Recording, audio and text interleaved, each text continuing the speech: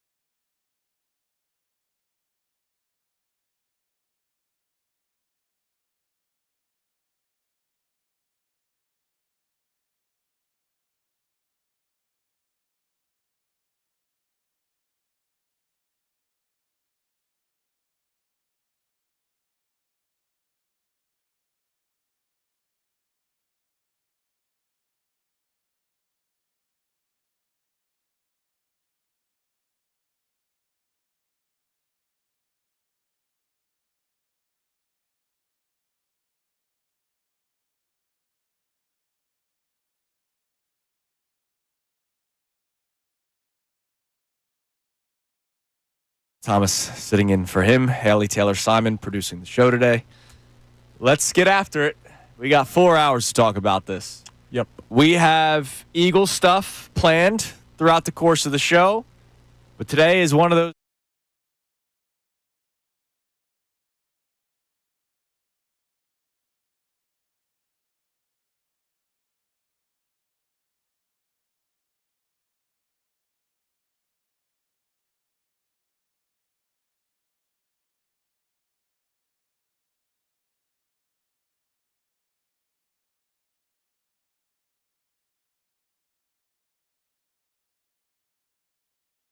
New York Mets.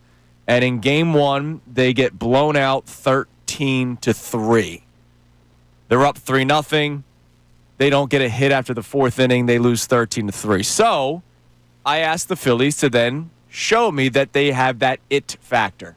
That was our topic yesterday when Amy Fadul was in the show, whether or not the Phillies have the it factor, something that you only just know if you have it or if you don't. It's not something where I can have them do a 40-yard dash and say, yeah, they got it. Like, no, there's no combine to figure out it factor. It's just what you watch, what you see with your eyes, a feel. A lot of it is your own personal gut feel. And I question whether or not they have that it factor. And by that, I mean when times get tough, do they rally? They were great in 2022 when they were the front runners. And then when times got tough against the Astros series, they lost. Now, look, I give credit to the Houston Astros being a dynasty at that time. In 2023, when times got tough against the Diamondbacks, they got tight, and they did not look like a team that belonged in the NLCS. When they were up 3-2 in the series, those last two games were abysmal. We know what took place last year against the Mets in the playoffs, and you come out earlier in the season, your first series against the Mets, following that implosion in the playoffs, and you get swept by New York. And now, here we are months later in the month of August. We're not talking April anymore. Your chance to try to maybe even the season series. You were down, you were 2-4 against the Mets before the series started. Now you're 2-6 against the Mets. Because last night was another one of those games where you just watched a team outplay you, a team that you're better than. This is one of those cases where a team clearly has your number. Now, I'm going to try to be as fair as possible because today is one of those days where I'm going to be emotional. Today's going to be one of those days where I might piss people off with what I have to say. Like I heard my man Bill Colarulo yesterday talking about how I don't want to overreact to one game. All right. I don't want to hear anybody tell me not to overreact to one game today. There's laws on this show today, Connor. There are rules on this show today, and I need everybody to follow those damn rules today. I do not need to hear any of you tell me not to overreact to a single game in August because it is August. I do not need any pom-pom shakers to tell me they're fine, they're a good team, they're a better team, because you know what? I say all those things too. But a night like last night when you had a chance to bounce back after that 13-3 performance where you just got embarrassed in game one, you did not follow up with a win. Now, when I say I need to be as fair as possible, I asked them gut check game. They fought back yesterday. When they were up 3-1 and immediately gave up the lead the following inning and were down 5-3, I think we probably all had the exact same thought. Well, this game's over. They're done. To their credit and to Harrison Bader's credit, they are able to tie the game with his big swing and make it 5-5.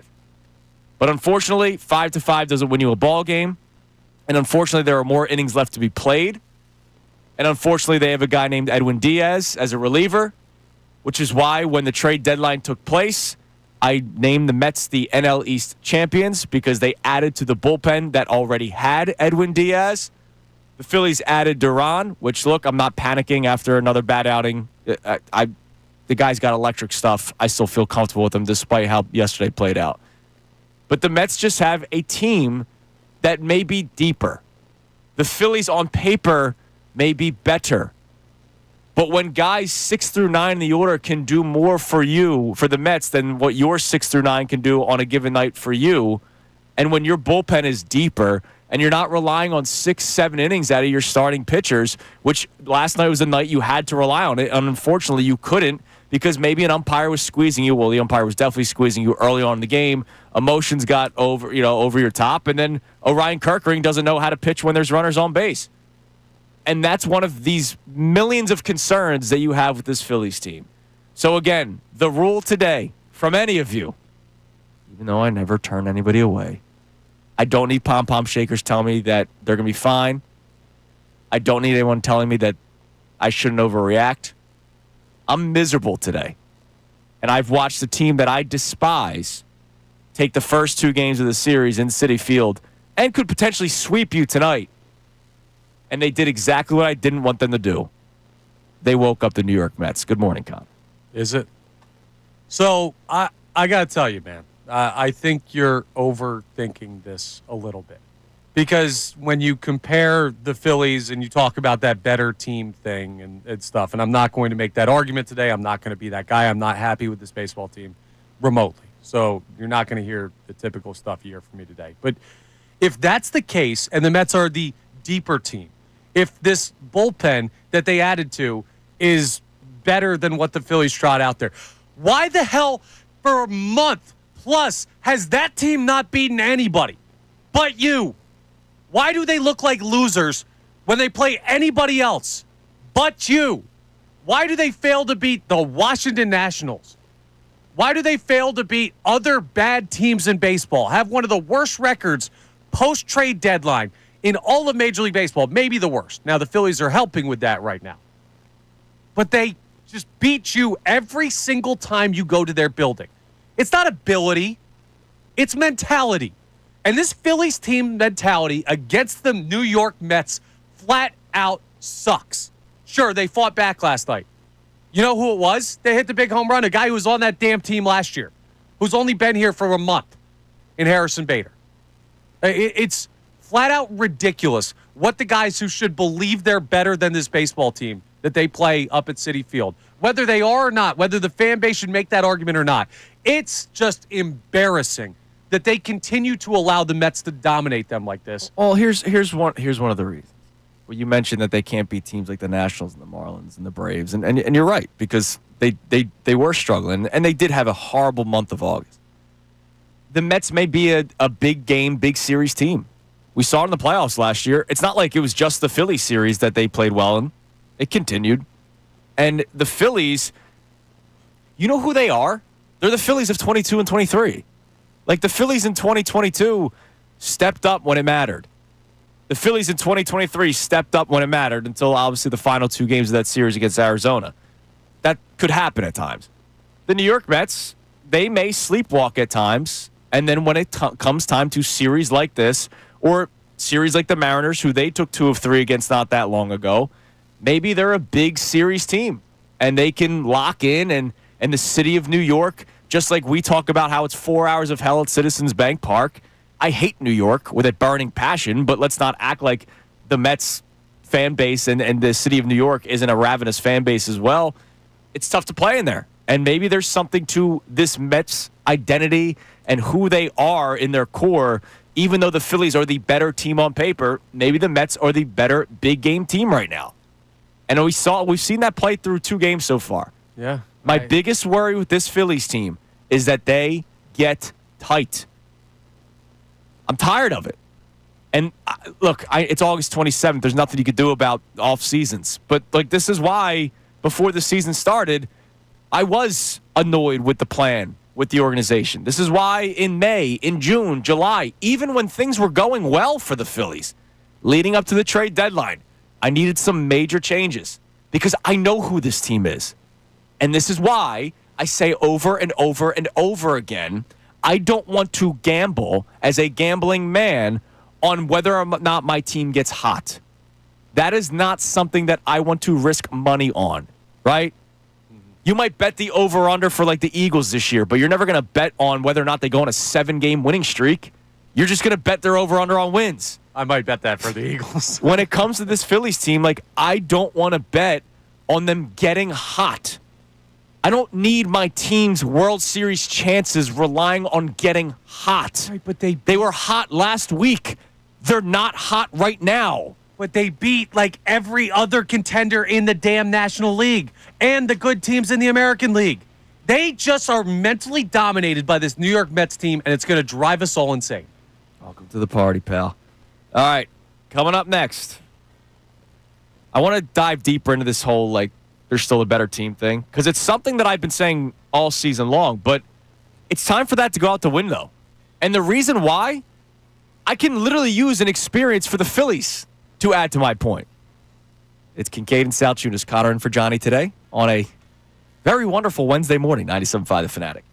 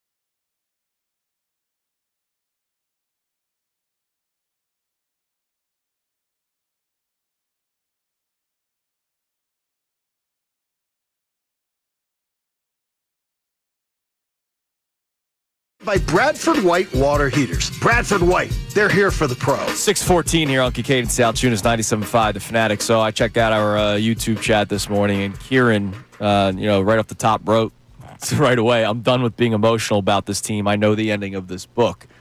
And look, this is where I go back to my promise from a couple of days ago, where I'm going to ride the highs and lows of this baseball team, despite I think I do know the ending. But I'm not going to constantly try to point out as to why I don't believe the Phillies are going to win the World Series. But some days it's going to be hard, because after a night like last night, after the 2 games of this series so far, I can't sit here and say, all right, don't worry. Tonight they'll salvage the series tonight. And again, I saw people on social media before the series started. We got text messages on it before the series started. Well, Andrew, all they really have to do is win one, because if they win one, it's still a 6-game lead in the NL East. That doesn't matter to me. Just winning one doesn't matter to me, because giving the Mets life is what matters to me. And so far, you have given them life. And winning a game today really doesn't do anything for me other than, okay, you won one. Great, you finally beat the Mets in Citi Field. I mean, it would do something for me, only because you've lost 9 straight now up there. I never expect the Phillies to ever win another game at Citi Field right now. Okay. That's where I'm at. Now, let me ask you this. Is this as dark as it gets? Because this is worse than if the Mets were to chase the Phillies down the rest of the way and cut into this and end up winning the division. If it was like the Mets win a game and the Phils lose to another team, I still don't think it would be worse than the last 2 nights and what we've seen up at Citi Field. So No. October can be worse. Well, yeah. Because your season could end. But But a series like this, and we're going to have a conversation. I was going to save it for the 8 o'clock hour, but, I can bring it up now, just reset it later. A series like this, you can then win your next 3. And this series will still be burned in everybody's brain. yeah. And I'm using this off of past experience. When in April, the Phillies got swept by the Mets. It's just a different month that starts with the letter A. In April, the Phillies got swept by the Mets. And it did not matter what the Phillies did the next 2, 3 weeks, 4 weeks, because there were a lot of Phillies fans, not me, not you, but there were a lot of Phillies fans that were like, I don't care that they're winning these series. They got swept by the team that beat you in the playoffs last year, and they were uncompetitive when they got swept in that series. Now it's August, and we're saying the exact same freaking thing. Now, the whole they are the better team needs to go out the window. And I need to check myself on this, because I say, in yesterday's the Instagram video that I did for the station when I kind of called out Bill out of love, I said, look, I'm not panicking after one loss. The Phillies are still a better team, but tonight's a gut check night, and they ended up losing. The Braves were the better team than the Phillies in 2022 and 2023, and nobody can tell me otherwise. Even though the Phillies won both of those playoff series in 22 and 23, the Braves were the better team than the Phillies. They had the better rotation. They had the better bullpen. They had the better lineup. Everything about the Braves was better than the Phillies in 2022 and 2023. But the Phillies had something here in the heart, something here in the brain, that they did not falter in those moments. Those games that were tight, they weren't just front runners. They were a baseball team that struck fear for not only the Atlanta Braves, but whoever was going to face them in the next series, like the San Diego Padres and the Arizona Diamondbacks. Unfortunately, they peed themselves in that series against the Diamondbacks. This Mets team and this Phillies team, you put them next to each other, I still believe the Phillies, despite me saying the Mets will win the division, are the better team. But there is something about this Phillies team, and we've now seen it for a couple of years, that I can't just ride with the whole, well, they're the better team, it's going to work out in their favor, because they were the better team last playoffs. They were the better team in the 2024 Red October. That lasted a week and a half. But here's the thing. If I'm a Chicago Cubs fan right now, or a Chicago Cubs player, I'm not seeing what's happening in New York and saying anything more, and they're not watching the games or emotionally invested, obviously. But I'm not saying I'm not scared of the Phillies. If I'm the Dodgers, who came into Citizens Bank Park and lost the series, it was a long, long time ago this season, but I'm not saying I'm not scared of the Phillies. I still think other teams around the National League will look at this Phillies team and be like, they're going to be a tough out.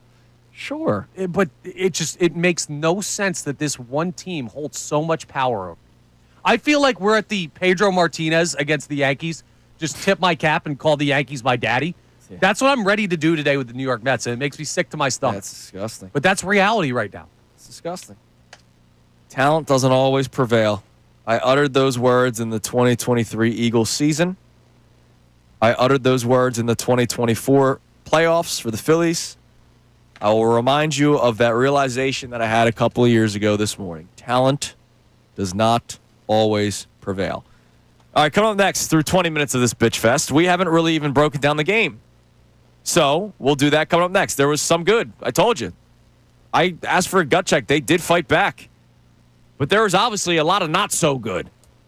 And something that moving forward just can't happen again. It's Kincade and Salciunas. Connor in for John today, 97.5 The Fanatic.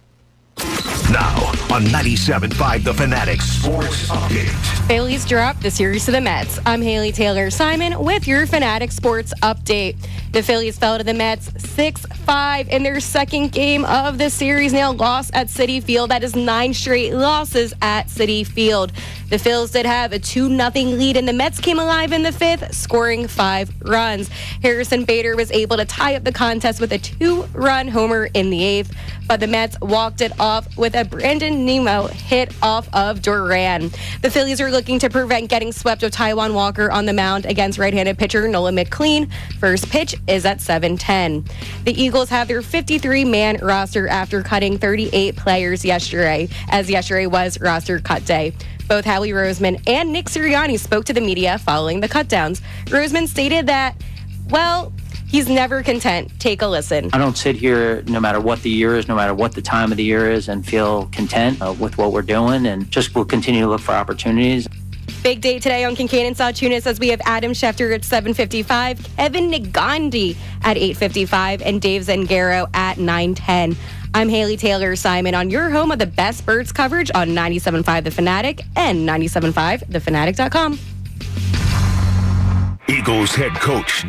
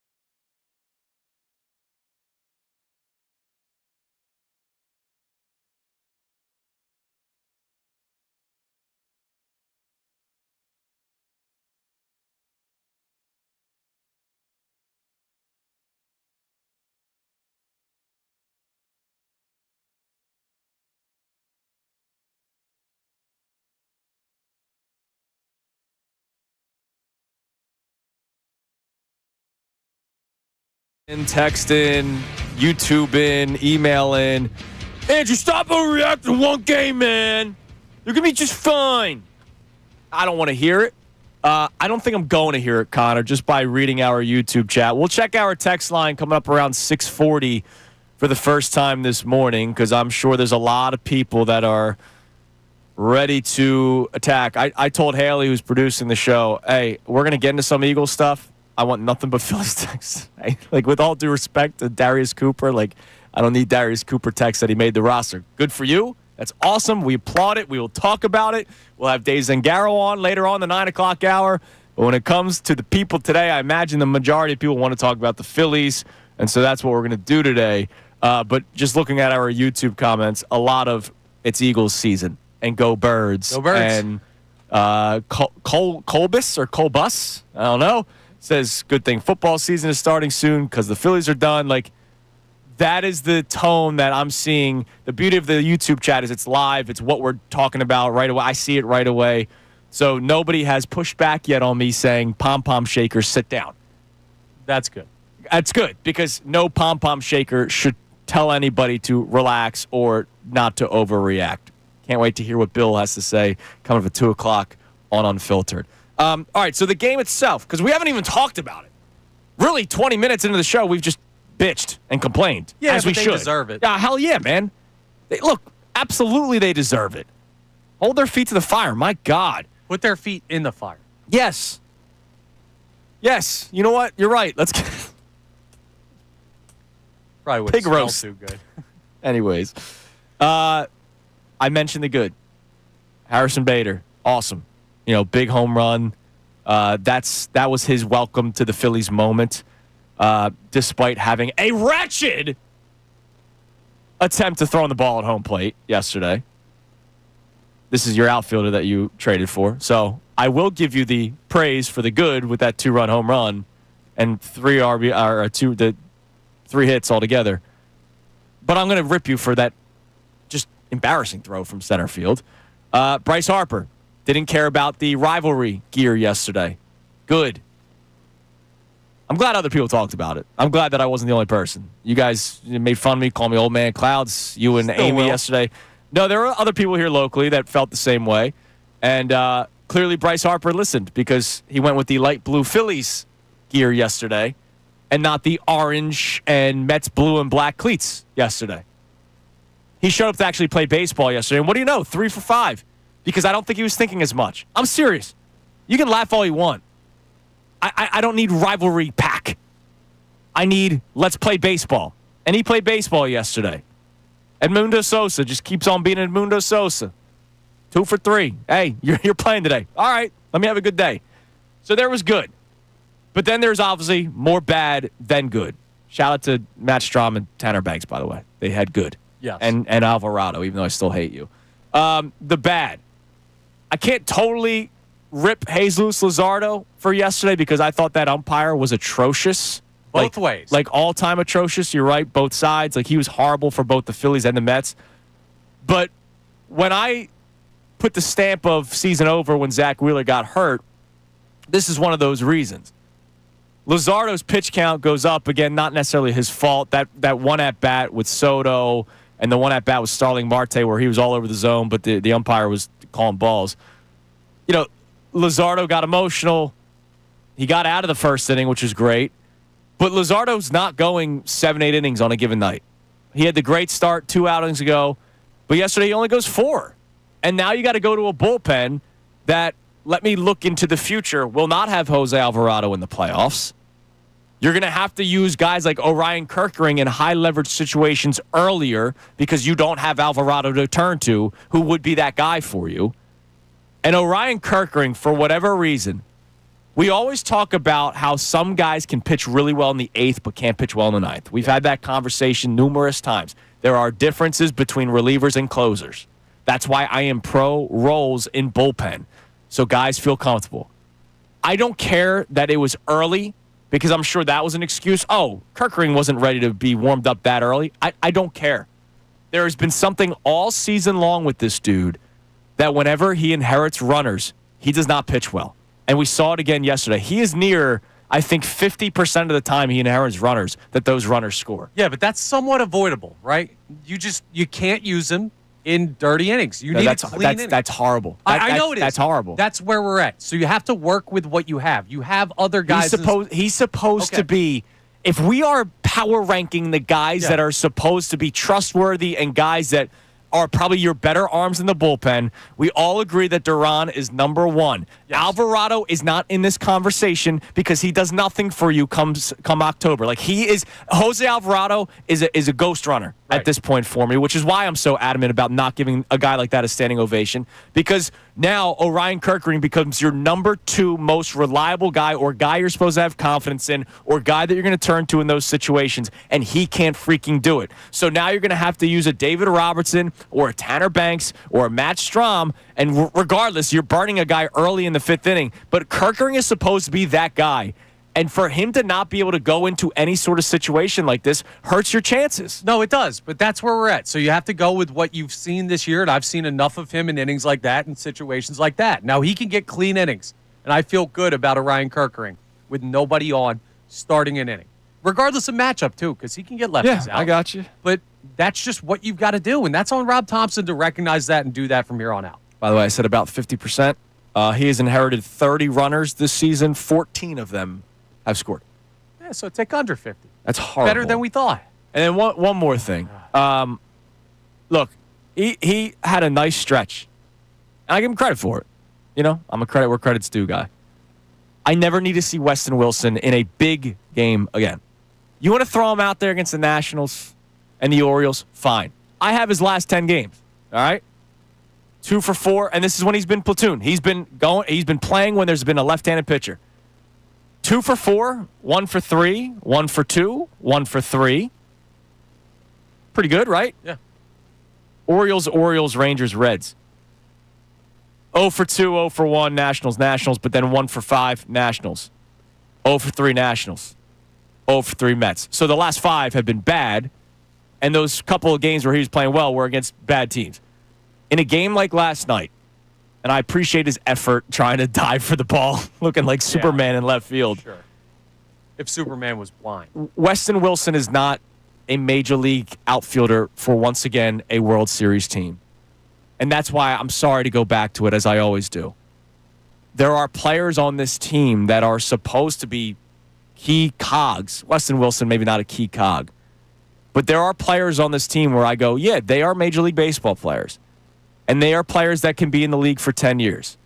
And they are players that can bat 6th on bad baseball teams. But there are players on this team that should not be batting where they are or playing when they do, considering the expectations of this team. And those expectations since day one, since 2022, have been World Series contenders, NLCS or bust, whatever conversation you want to have. And here we are on August 27th playing Weston Wilson in a big game. I don't need to see that anymore. Yeah, and I can't get overly mad at them for last night for putting him out there, because I said yesterday morning that was what they were going to do. I agreed with you. I thought that that's what they were going to do, but that doesn't mean I'm happy about it. No, I know, but I'm just saying going forward. Like, I can't look at last night and be revisionist of like, they shouldn't have played it, because we were sitting here saying, hey, this is probably what they're going to do. And but it doesn't mean what they should do. It's what we think they're going to do. I said I like them getting guys out there who did not play in game 1 because I wanted to get the stink of that 13-3 off of them. But you're right, man. He can't be in those situations. And if they're not going to call up Crawford, it's got to be Marsh every day. Yeah, there's guys that are big game players and guys that aren't. It's that simple. Yep. It's the it factor that we talk about. At least we don't have to see Jordan Romano for a while. Oh, sorry, we don't talk about injuries in a positive way. Inflammation of the middle finger. Yeah, sure. Yeah, I'll show you inflammation of the middle finger. Come on, man. How has it been inflamed all season? Like, I need to ask. Like, has that injury occurred since April? And then it was not inflamed in May because he had a 2.96 ERA in May. It's not inflamed right now. But then it was inflamed in June, July, and August. Right. Like, just cut bait, Dave. Like, stop lying to us. Dave Dombrowski has literally offended my intelligence numerous times this year. Getting tired of it. All right, coming up next, text messages for the first time. Callers. This is a day where we complain about the Phillies. It's Kincade and Salciunas. Connor and for Johnny, 97.5 The Fanatic. The summer's here, and you know what that means.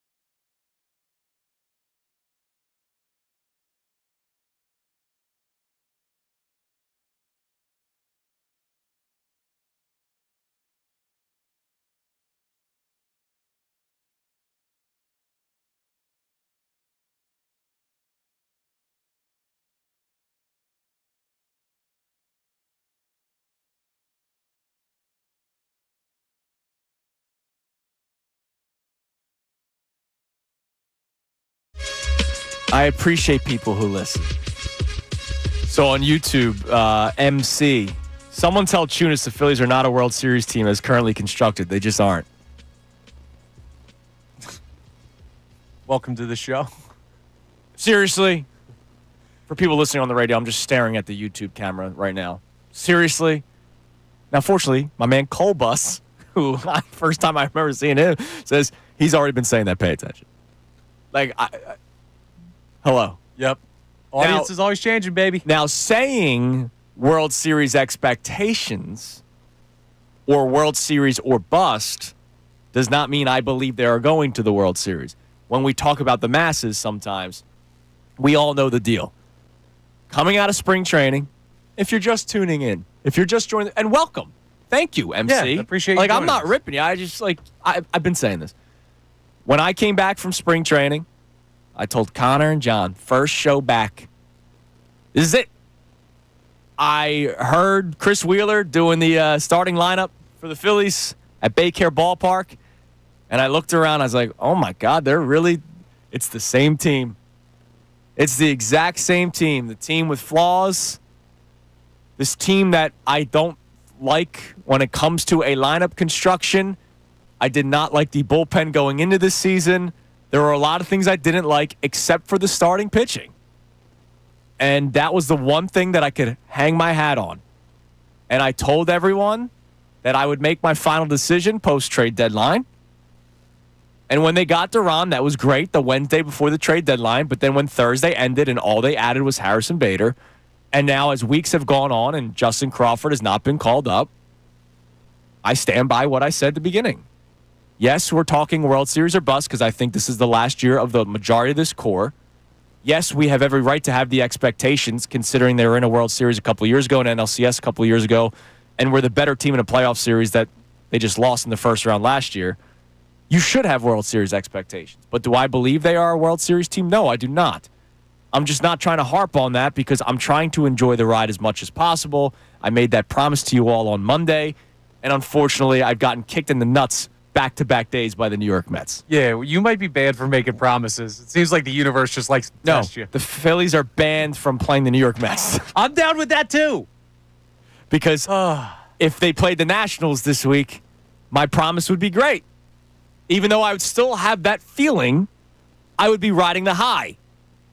But as this roller coaster season continues, I'm now currently riding the low, and that low is off the tracks in a pit. All right, let's talk to the people. 610-632-0975. Before we get to the text line, let's go to Muhammad, who wants to talk to us here on Kincade Salciunas. Muhammad, you're on 97.5 The Fanatic. How are you guys? What's up, man? You know, you guys are the best because as I was talking to your producer and he was trying to get me to tell him what I was trying to talk about, he was reluctant to put me on because I was trying to talk Kirkering and the fact that we cannot give him, you know, a dirty inning. We got to give him a clean inning. And as soon as I was put on hold, you were touching on that, man, and I just got so excited. Great minds think alike, Muhammad. God. Great minds think alike. Yeah, because how the heck does Rob Thompson not see that? And I get it. The numbers that somebody just said, it's less than 50%. So it's kind of okay, but no, that's bad. Man, No, it should. okay. No, it's not okay. Like just under 50% is horrible. I don't know what the league average is. I'll try to find that out for you at some point. It's horrible. And it feels more than that. And also another thing, man, that made me just pull my hair. What's his name? Harrison Bader hits a home run. Mm-hmm. We tied the game. I'm looking at Sosa at the freaking on deck circle, warming up, and then I get stopped after Sosa having such a great game. I get stopped on there. Come on. Well, yeah, because they're playing the lefty righty game, and that's what they're gonna do. It seems like for the rest of the season, considering it's August 27th, and we're still doing this. Muhammad, I appreciate the call, man, and I appreciate your passion and your disappointment as you know much as we have right now.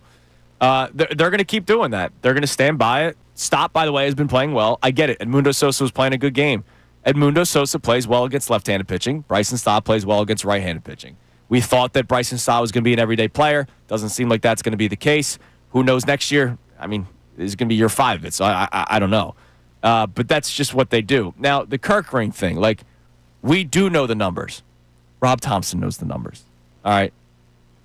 My thing is, who are you going to? Yeah, but you got to try somebody else at this point. No, at this point, like it's like the Romano thing. Like exactly. Romano goes on this phantom 15-day IL because you can't do it anymore. So next time it won't be Kerkering. But here's the question. Because in that spot, look at what they did the next 3 innings. Left, left, left. Banks, Strahm, Alvarado. So in that spot, I'm going to guess they said, all right, the numbers might not be good with inherited runners, but we need a righty in the – I forget who the batters were. I'll look it up.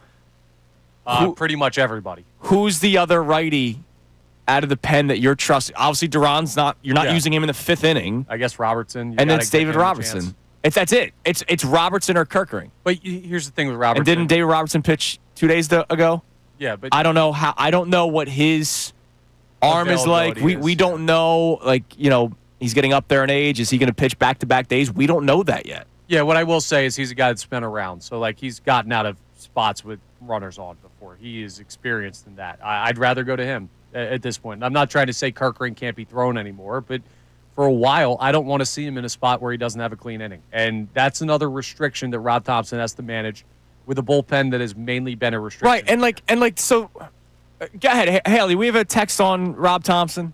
If you can have that going for us here, you can text the show. It's 610-632-0975 because I know after games like that, like everybody wants to blame somebody. Yep, so this is from Kirk from Florida, and he says, Rob is to blame. Kerkering is horrible with runners on, so why on God's green earth do you bring him in with the bases loaded and no outs? Rob is clueless. Yeah, so again, we all know that the numbers are the numbers, right? Yeah. But what you just said, and I knew it. It's funny. I didn't see the text. Haley just tells me that we have a text on top. I knew it was going to be the Kerkering thing. Like, I knew it. I know how this fan base ticks, and I love it. I love everything about this fan base. I go back to, what do you want him to do? And your best reliever is your closer. And we all agree we only want him in the 9th. Yes. Like, we've made that clear when they trade for him. We better never see him in the 7th, right? Like, at least regular season, postseason, all bets are off. Well, 8th, 9th, but you're not going to just pitch him in the 8th. Yeah. Your second best reliever is not going to be able to pitch in the playoffs. All right? Jose Alvarado is your second best reliever. I asked you guys the other day. We talked about this. We had a baseball discussion following the standing ovation. It wasn't just ripping people for doing it. If you're Rob Thompson, are you going to use Jose Alvarado in certain situations when you know you can't use him in the playoffs? Are you going to say, you know what? Let's go with Kerkering here because he needs to figure out how to pitch in this situation because come playoff time, he's actually going to be available on the roster. Alvarado will not be. David Robertson, let's use the context clues here. He pitched the previous day. Maybe he, at his age, is not available to pitch the next day. We don't know. We don't know. I need somebody to ask Rob Thompson that. Hey, is David Robertson a guy that can pitch on back-to-back days? And if it's not Robertson, if he can't go, and in that stretch where they put up all those runs in the 5th inning, and it was righty, righty, righty, righty, who was the lefty that you were going to bring in? Strahm or Banks? Who do their dirty work against left-handed batters? Yeah. So, like, I know we want to we want to heads will roll. I get it. There's some days where I go, what did you want Topper to do? You want a head to roll? Take mine, because I can't watch another night of this crap. Well, you got another one tonight. All right, coming up next, we'll continue to check our text line at 610-632-0975. And, of course, I want to read a blurb. An old friend of ours here at the Fanatic, one of our favorites, had an incredible write-up on last night's game. I want to read some of it for you next. It's Kincade Salciunas, Connor in for Johnny here on 97.5 The Fanatic. Now, on 97.5 The Fanatic Sports Update. Phillies dropped the series to the Mets. I'm Haley Taylor Simon with your Fanatic Sports Update. The Phillies fell to the Mets 6-5 in their second game of the series. The Phils had a 2-0 lead as the Mets came alive in the fifth, scoring 5 runs. Harrison Bader was able to tie up the contest with a 2-run homer in the eighth, but the Mets evidently ended up winning with a walk-off hit off of Duran. The Phils are looking to prevent getting swept of Taijuan Walker on the mound against Noah McLean. First pitch is at 7:10. The Eagles have their 53-man roster after cutting 38 players yesterday after roster cutdown day. Both Howie Roseman and Nick Sirianni spoke to the media following the cutdowns. Roseman stated, that he's never content. Take a listen. I don't sit here, no matter what the year is, no matter what the time of the year is, and feel content with what we're doing, and just will continue to look for opportunities. It's a big day on Kincade Salciunas as we have Adam Schefter coming on at 7:55, Kevin Negandhi at 8:55, and Dave Zangaro at 9:10. I'm Haley Taylor Simon on your home of the best birds coverage on 97.5 The Fanatic and 97.5thefanatic.com. Eagles General Manager Howie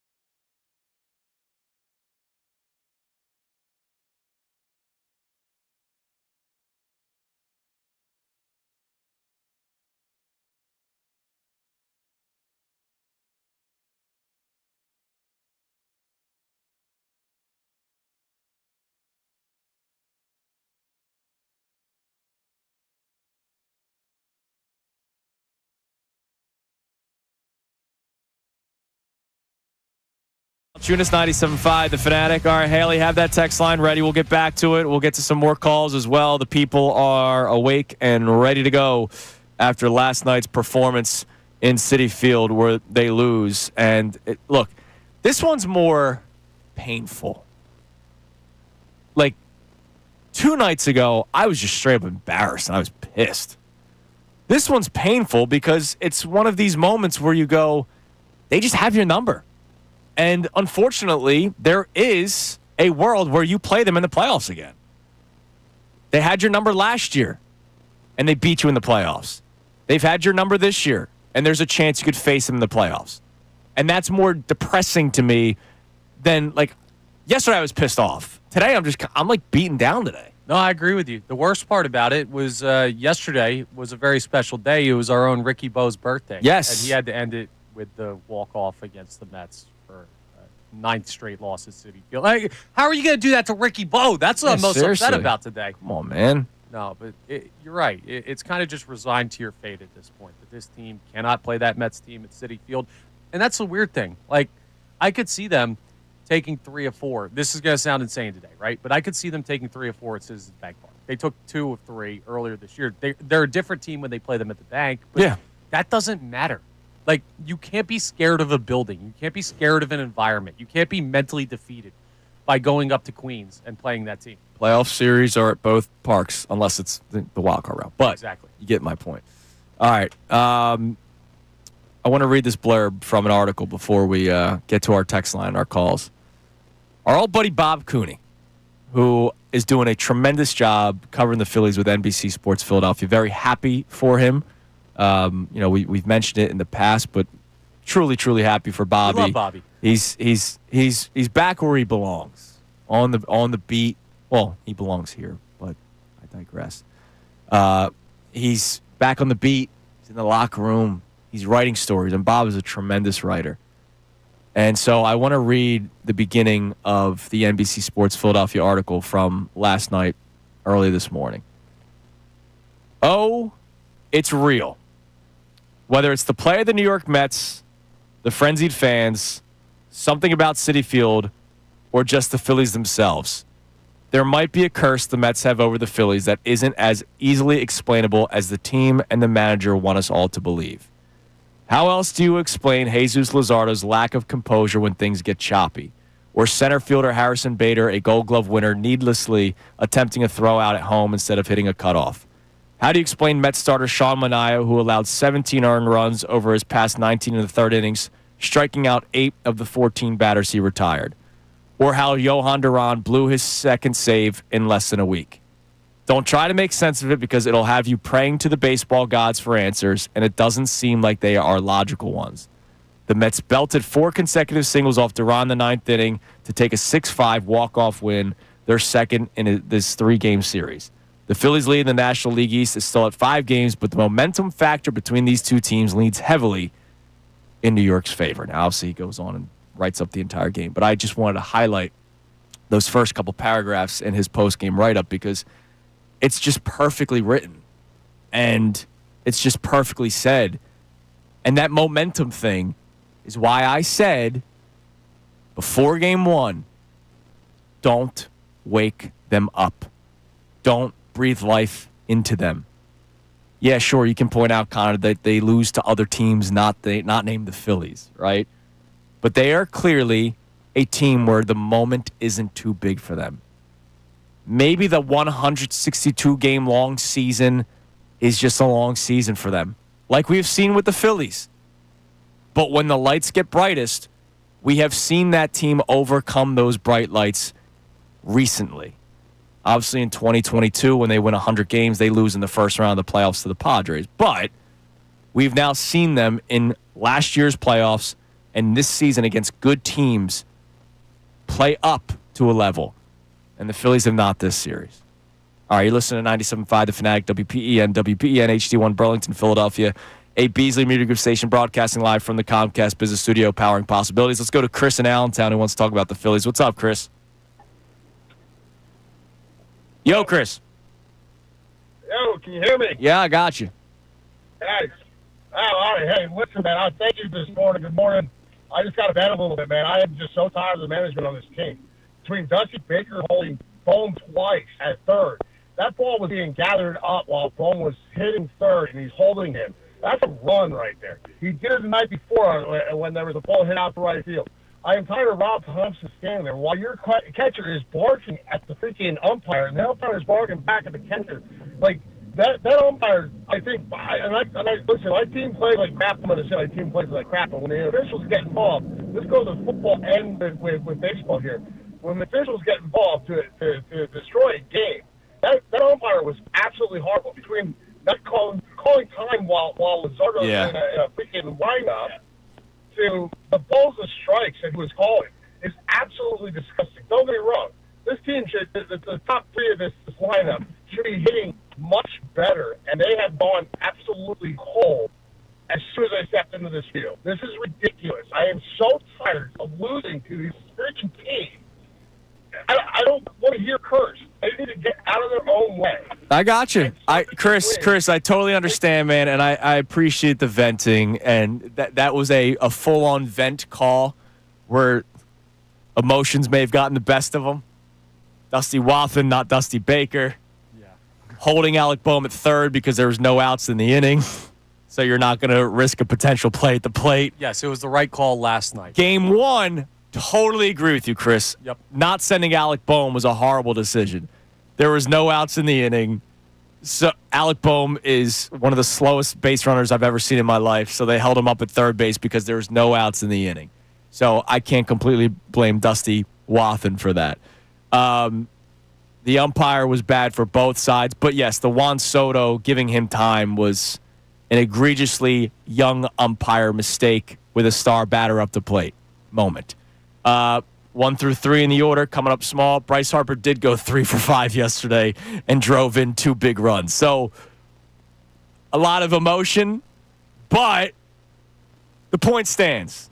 There are big names in the lineup, not just 1 through 3. Real Muto, who's been red hot, 0 for 5 with 4 strikeouts yesterday. Nick Castellanos. We're going to spend some time on this later on in the show, but there is something about this guy, and when he's cold, the uncompetitive at-bats. Like how does a Major League Baseball player have those at-bats, sort of at-bats? Well, all he does is hit, right? Like, we know what he is as a fielder. We know he's not walking a bunch. Like, it's either hit or strikeout. And when he's cold, he's really, really cold. It's still the same Nick Castellanos conversation, but man, does it look bad when he's cold compared to some other guys. Yeah, and yesterday, man, some of those at-bats, like there was a pitch that was in the dirt that I don't think he's looking at the ball. Not even close. He's not even looking at the ball when he swings. All right, Haley, what are the people saying on the text line? So far, 2 calls. Obviously, everyone's beaten down so far on the phone line. Our first text was blaming Rob Thompson, which, was that a top? I don't know. Like, yeah, you could say the numbers tell you not to put Kirkering in that spot, but I just wonder who else you would have put in that spot. What do we got on the text line? So this is Mike from Phoenixville, and he says, I'm sure the few days we get of playoff baseball in October will be great. I cannot see Castellanos or Bohm on this team next year. And then he just kept on going on and on and on, talking about the disappointment that he has in Alec Bohm. Yeah, and look, that's why this is the last year of this core. I had that feeling in March. Like, I'm not, right? Like, you're my witness. It's not like I'm just saying this on August 27th. I left a beautiful place. Maybe it was the, what's the medicine you take when you have strep throat? Remember I had strep throat? Amoxicillin. Maybe the amoxicillin, like. Am I a doctor? You're asking me medicines? Oh, you went to smart places. Like maybe when the medicine was in my body, my brain was more focused. Yeah. Because I was off other stuff while on this stuff, right? So maybe that had something to do with it. I had a very clear head while I was down in Clearwater, and I was having fever dreams, sweating through the sheets. And maybe those fever dreams was, oh my God, this Phillies team might be done this year. There's guys on this team like Castellanos and Bohm. You and I did a topic on post-show headlines yesterday. Check it out, YouTube. Just search Kincade and Salciunas post-show headlines. We get in a bunch of random stuff, and sometimes we then bring it to the air like the next day if it was a good enough conversation. And I asked Connor a question about when fatigue settles in for you with a specific person or if what was the exact terminology that I used yesterday? When does a player weigh on you? Weigh on you, right? And like Alec Boehm, I like Boehm. I don't love Alec Boehm.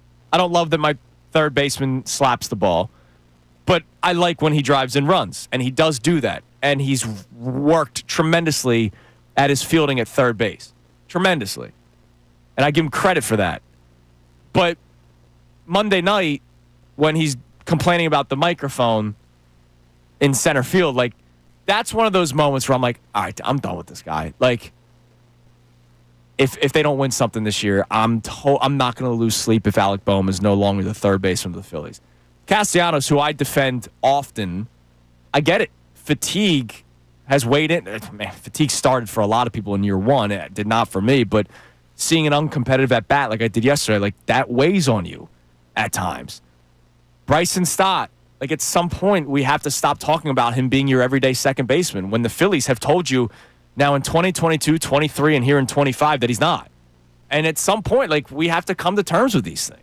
Yeah, it's just rationally, not the irrational, like this guy stinks. Exactly, right? Like the Phillies have a lot of really good baseball players, but what they might not have is enough guys with the right, I don't know, personality maybe.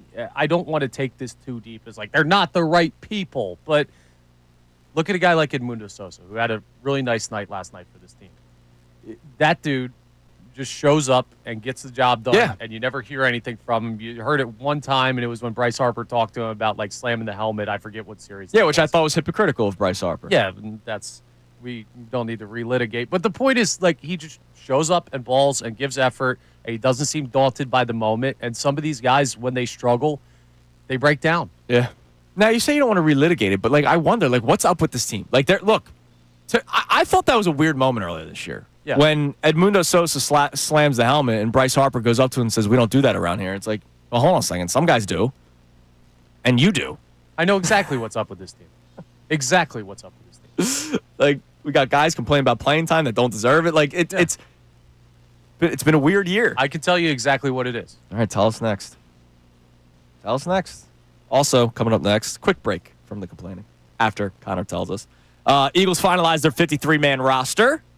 I told you we were going to sprinkle in the Eagles at times today just to give myself a little break from the complaining that I'll be doing all day. Hear from Howie Roseman from Cutdown Day next. It's Kincade Salciunas, Connor and for Johnny, 97.5 The Fanatic. Do you feel unfulfilled? Do your afternoons feel like Groundhog Day?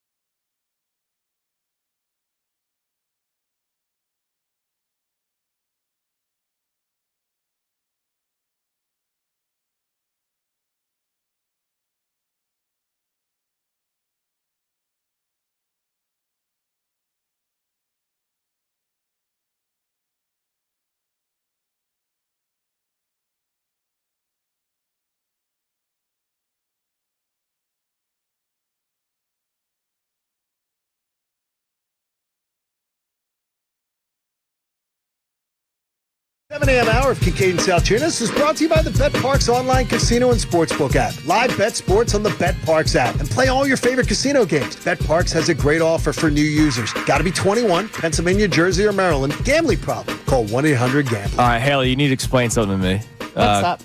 Why am I being blamed for the Phillies losing? All right, so this is Steve texting in. He says, "You're to blame, Andrew, for the Phillies' loss last night. You made a couple tweets, and apparently you put a couple of emojis. I'm not sure exactly what emojis you put on your tweets. However, it said that you jinxed the game when the Phillies were up 2-0. What'd you tweet? All right. Cause this? Yeah. I will read you my tweets. I'll start with the one pregame. When it was announced that Jordan Romano went on the IL with the right middle finger inflammation, I said thousands of Phillies fans hurt their middle fingers directing them at the TV last night. That was tweet number one. Tweet number two. This is after the first inning when the umpire was squeezing Luzardo. After the umpire did whatever he could to squeeze Luzardo, that took some major stones to get out of that inning. Don't think I could take that stress for 8 more. Correct. Laughing emoji. There was the emoji. Next tweet. I called out a content creator for stealing content. This guy, Thomas Mott, literally copy-pasted Jeff McDevitt's tweet. And I said, how can you call yourself a content creator and stealing people's content? What, the Taylor Swift ring thing? Yeah. Yeah. That was Castellanos with a nice catch. Jokingly said Castellanos said, screw your defensive metrics. I was active yesterday on social media. I saw. More than, really ever. It's why I hate the Mets that much. Great game for Bryce Harper, who isn't as worried about what he's wearing today. Laughing emoji. Do Mets fans hate Gregory Soto yet? Because Gregory Soto gave up the walk to Schwarber and then the hit to Harper. Which I was sure he was going to shove. Yeah. And then the next tweet was, I'm not going to say it's easy to do, but it's crazy how drastically different Kerkering's numbers are when he starts a clean inning instead of coming in with inherited runners. Not a good sign for a key guy you will rely on in the playoffs. This is horrible. Does he follow a different Andrew Salciunas? Maybe. Maybe there's a parody account out there. Maybe. I'm curious by what I said that was a jinx at any point. Yeah, it doesn't sound like he caused it. I think it was just the laughing emojis that they didn't like. Maybe. Hey, you're anti-emoji, you're anti-emoji. All right, what is your reason? You're telling me there's a reason why the Phillies are miserable. Yeah, absolutely. They know, right? They know that this is the last run. They know, and the pressure of the expectations are getting to them. That's 100% what it is to me. I have no doubt in my mind.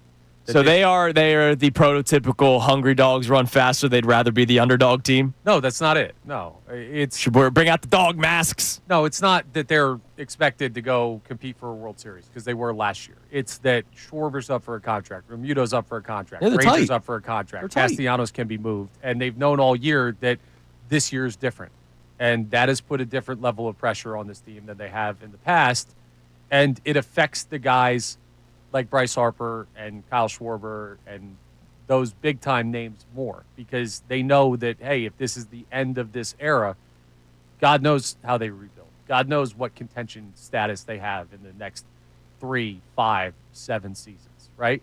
Right. Depending on how this offseason goes, if and when we get there. Okay. So I think it's just the pressure of this moment has changed the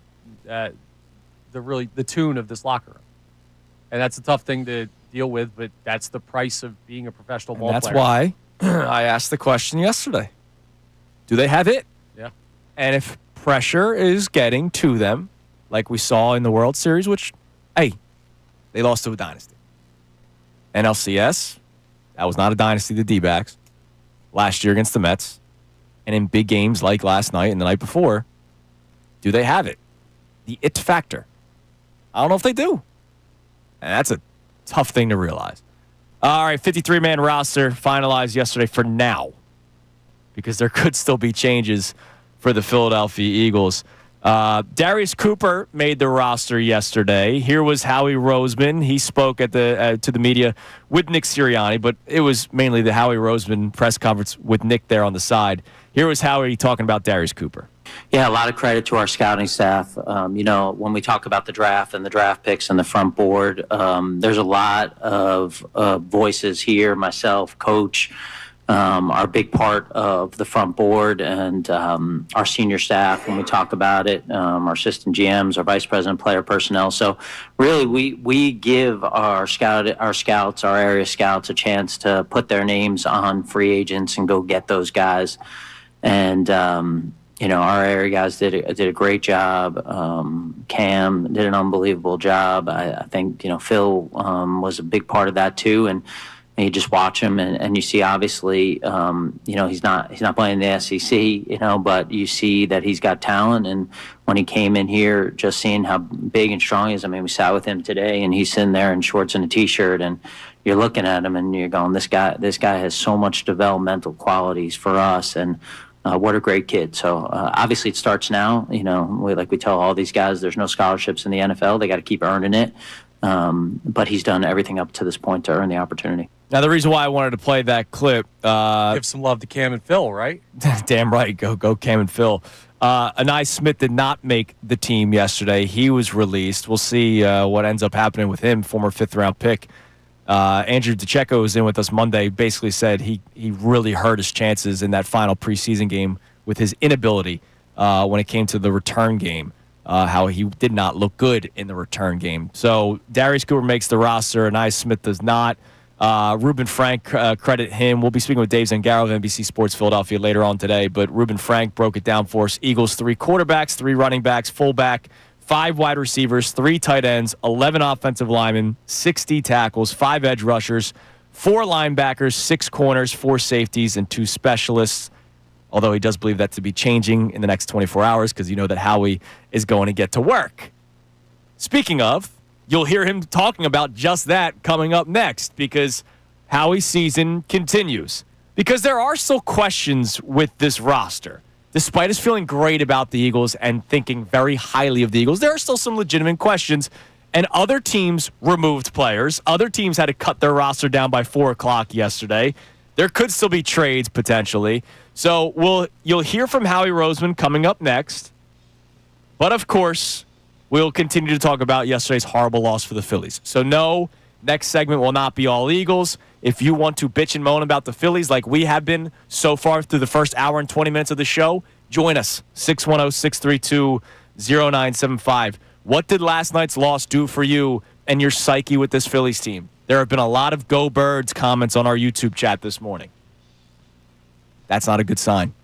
It's Kincade and Salciunas, 97.5 The Fanatic. Now on 97.5 The Fanatic Sports Update. Phillies drop the series to the Mets. I'm Haley Taylor Simon with your Fanatic Sports Update. The Phils fell to the Mets 6-5 in their second game of the series. The Phillies did have a 2-0 lead, and the Mets came alive in the 5th, scoring 5 runs. Harrison Bader was able to tie up the contest with a 2-run homer in the 8th, but the Mets evidently walked it off with Brandon Nemo's hit off of Duran. The Phillies are looking to prevent getting swept with Taijuan Walker on the mound, going against right-handed pitcher Nolan McLean. First pitch is at 7:10. The Eagles have their 53-man roster after cutting 38 players yesterday, as yesterday was roster cutdown day. Both Howie Roseman and Nick Sirianni spoke to the media following the cutdowns. Roseman stated that he's never content. Well, take a listen. I don't sit here, no matter what the year is, no matter what the time of the year is, and feel content with what we're doing, and just will continue to look for opportunities. Big day today on Kincade and Salciunas. Adam Schefter coming your way at 7:55, Kevin Negandhi 8:55, and Dave Zangaro at 9:10. I'm Haley Taylor Simon on your home of the best birds coverage on 97.5 The Fanatic and 97.5thefanatic.com.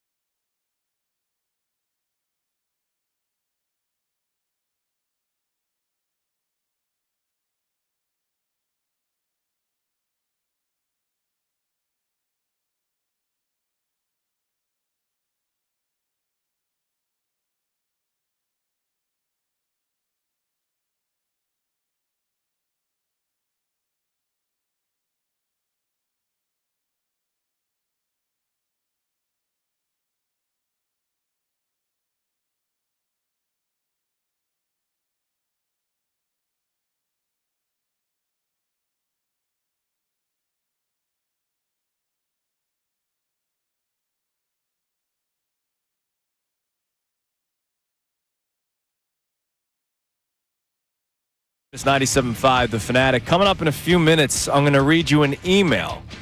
You can text the show, call the show, YouTube comment, and email. So many ways to get in. I've been telling you about my man Joe G for the last couple of years. But if you guys have just been around Kincade and Salciunas over the last year and change, Joe G is a rabid Phillies fan, but one of the Negadelphians. And since the beginning of this season, he said this Phillies team will be 2012. We know what happened in 8, 9, 10, 11, and then 12, they missed the playoffs. I don't think they missed the playoffs, but it's not necessarily whether they make it or don't. It's like the feel that he has about the team. I will read you that email coming up in a little bit because we had not heard from Joe G in a while because the Phillies were playing well. Funny how that works. But Joe G chimed in, and I will read you that email coming up momentarily. We'll get your text messages. But one more note on the Eagles before we get back to our Phillies discussion. 53-man roster had to be finalized yesterday by 4 o'clock. And by finalized, I mean they had it cut down to 53 players. It does not mean that August 26th at 4 p.m., this is your week one. It has to be your roster, right? Like they could make changes today for all we know. Howie Roseman yesterday at the podium saying if need be, he's not done yet. Yeah, I would say this. I would say we're not done here. We're not done. We'll see what happens in the next 24 hours. I think I said this the last time we spoke. We got a lot of picks here, and we're happy to use those picks in the draft. But I think for us, the early part of the season, September, we got to see what we have, and if we need something, I'll do whatever I can to help this football team and be aggressive. And Jeffrey gives me that opportunity to do that. And so, I don't think that we're done. I don't think this is necessarily, this is a work in progress. Not giving me the keys quite yet. Yeah, not yet. No, he's going to drive. But we're going to continue sitting together. But I think that's where we got to be. And I would say this, obviously last year was a great year, and throughout the year we're trying to improve the team, and I think that even after the trade deadline, you're sitting there and you're going, hey, is there anything else we can do? Is there things that we can continue to do? So I don't sit here, no matter what the year is, no matter what the time of the year is, and feel content with what we're doing, and just will continue to look for opportunities. And I promise when I leave here, I will go back upstairs and we will be looking for opportunities tonight, tomorrow, and we'll continue to look through them, every day here until we stop playing, and then we'll take a couple-day break, and then we'll keep looking for guys. I love you, Howie Roseman, for multiple reasons. So not only did you win the first Super Bowl and then the second Super Bowl in Eagles franchise history with what you have been able to accomplish, but that clip there. So first off, surface level, he could make a change in today. Like we could see cornerback 2. Do we not feel so comfortable with it? Second safety spot. Do we not feel so comfortable with it? Edge rusher. As I mentioned to you in the article from Ruben Frank, they kept 5 edge rushers, and I don't really feel great about all 5, right? Like, looking forward to seeing another year of growth for Nolan Smith and Jalix Hunt. But I would be lying to you if I said, yeah, they're fine.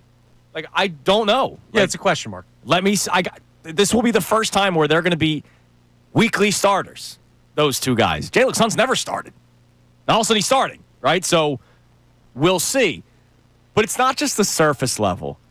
You know what that message is? That message is to every single player on the roster. Hey, if you're not cutting it, we're going to find a different player. That's a great message. Like, there's a lot of kumbaya that's always said, like, coach speak, GM speak, right? And a lot of times we go, yeah, what did you expect them to say? They're not going to, badmouth their players or whatever. And that wasn't bad-mouthing the players. No, it's just the industry. Hey, let's go. It's a challenge. It's, hey, we'll see what we have in September. So just because they might not make a move today, even though maybe they do, he said changes will happen in the next 24 hours. He said that himself. There's a chance that Howie Roseman could just be sort of lighting a fire under the flame for some of these people that might be not bubble in terms of roster, but bubble in terms of whether or not they're actually starters. Yeah, 100%. And you love that about Howie, and the fact that he's so active is a good thing when he's doing things right. And sometimes in the past, it's been like, well, I don't love the moves he's making. But for the past 4 years, He's been batting, 850, 900, Yeah. it feels like. So a guy active that you trust to make those moves is the best case scenario for a dude running the operations of your football team. Yeah, and he's doing a great job, and I love that mentality. One thing real quick on that, too. If anyone heard that, because we've had the conversation in the past about the joint Howie and Nick press conferences and sometimes Howie taking over too much. The whole thing about the tossing the keys. So just some color on that. He talked in an interview with Pardon My Take for Barstool about how post-trade deadline he will do the fake tossing of the keys with Nick Sirianni. He does that motion to him like the day after the trade. Oh, really? And says, hey, now it's your turn to drive. I'm hands off because there's nothing I can really do with this roster anymore. Okay. So that's what like they're that. referring to there. I like that. All right, I like that. Thank you. That's good input. That's good color analysis. I got you. From you here on Kincade and Salciunas. Play-by-play color commentary. We got it locked. All right. The email from Joe G. And I like this email because I think it speaks for a lot of people, which is why I want to take the time on it. He emails me last night. My vision of complaining about this team has been to compare them to 2012. It's series like this is the reason. They don't hold leads. They've got tight you-know-whats. And since these Mets own them, they almost turn into a Little League team as soon as the first bit of adversity hits. No faith in the makeup of the team because they've ran it back over and over, and the same thing keeps occurring, but the demolishing returns. The offseason by Dave was horrible. Romano deserves to be beat up for his stealing his salary. Add in jackassery of Alvarado and now the Wheeler injury. I have little faith in the postseason. Like you, I would love to be pleasantly surprised. It goes as it looks like it's going to go. Then I'm hopeful that real changes come to this lineup and maybe the manager come this offseason. I say this as a frustrated fan who has amazing seats for Friday and Sunday this coming weekend, hoping this team isn't entering into a several series skid at the absolute worst time to do so. I think that is an extremely logical email. Worried, having an opinion, believing he knows the ending of the story, hoping to be pleasantly surprised, expecting changes this offseason that we did not see last offseason, and hoping to still have a good time when he goes to the ball game Friday and Sunday. Yeah, it's a near perfect email for how people should be evaluating this team right now, besides the whole beating up Jordan Romano thing, which I don't need him beat up. I just need to not see him anymore. Yeah. But no, it's spot on. And the weird thing that he brings up, I didn't know how to contextualize this about the adversity stuff, but I feel like if the Phillies and Mets played 9 separate innings on 9 different days, and every inning started 0-0, the Phillies would win that game like 6-1. Maybe. But it's just, you saw it. They go up yesterday. They go up game 1.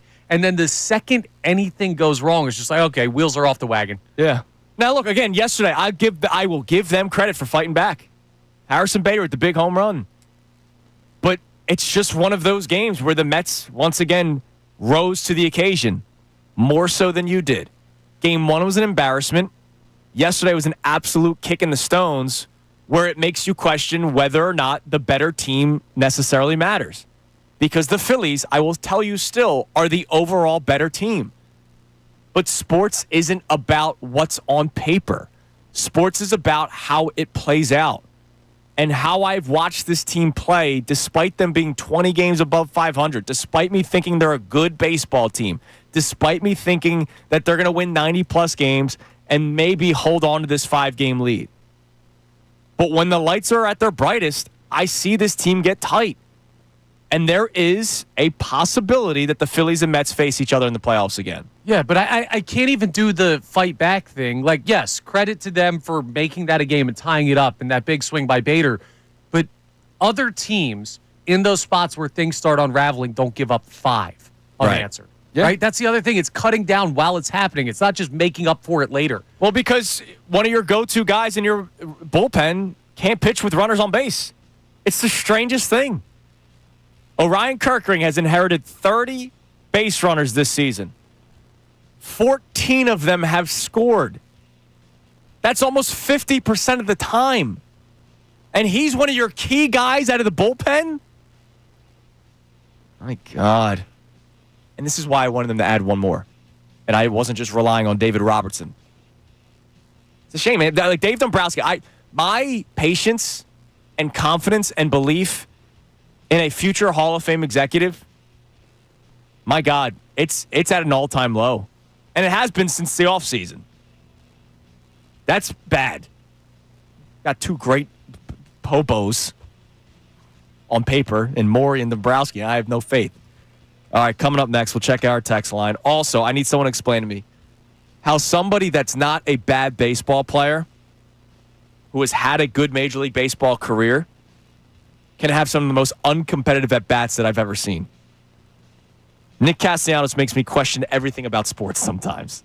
It's Kincade and Salciunas, Connor and for John, 97.5 The Fanatic. Philly fans, you are the best sports.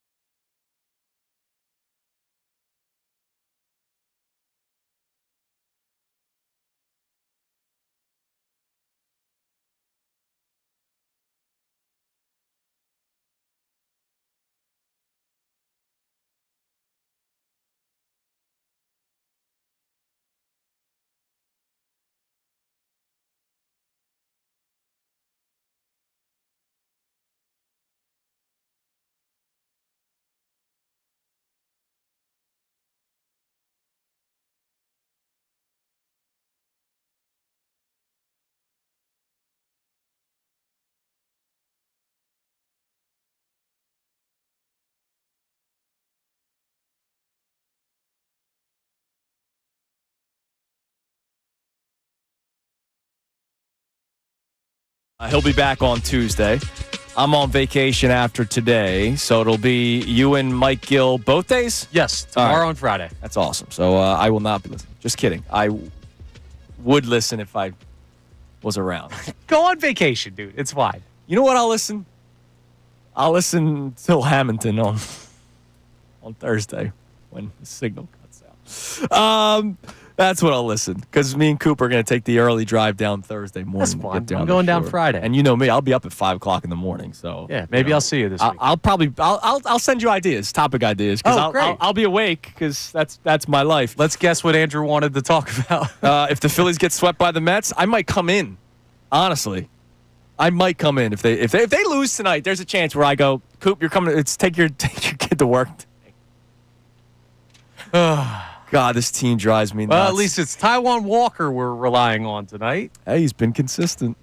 By the way, speaking of John, I called him yesterday. I broke the rule of contacting him on vacation. I just want to check in, and he's having a good time. I just want to let the people know he's having a good time. That's good. He sent me a photo. He deserves it. He sent me the photo of the cocktail that he had. It looked freaking amazing. By the pool. Yeah. It was like some blueberry, beach drink. I'm not a new cocktail guy. Dude. But you know what? Try the stuff. This is the beauty of working with people.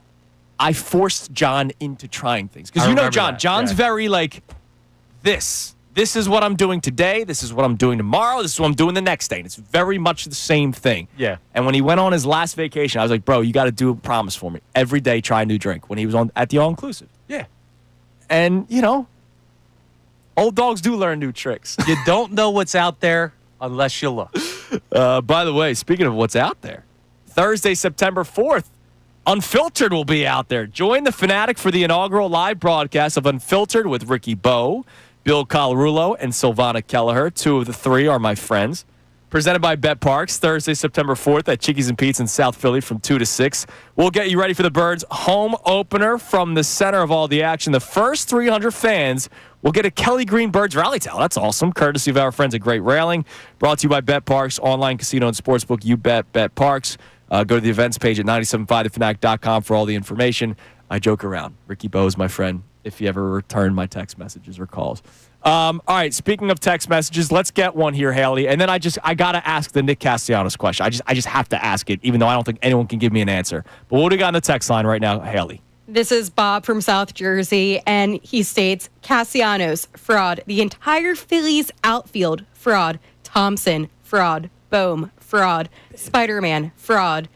So I guess the question to you that he is saying is, this team continues to pull me in year after year, but I just need to stop kidding myself and come to the reality that this team doesn't have it to win. No, you don't need to stop, because they're a good baseball team. Right. And that's what I will continue to say. Now, I don't know why Spider-Man's catching strays. Duran. I get it. No, he's not a fraud. He's really good. Yesterday sucked.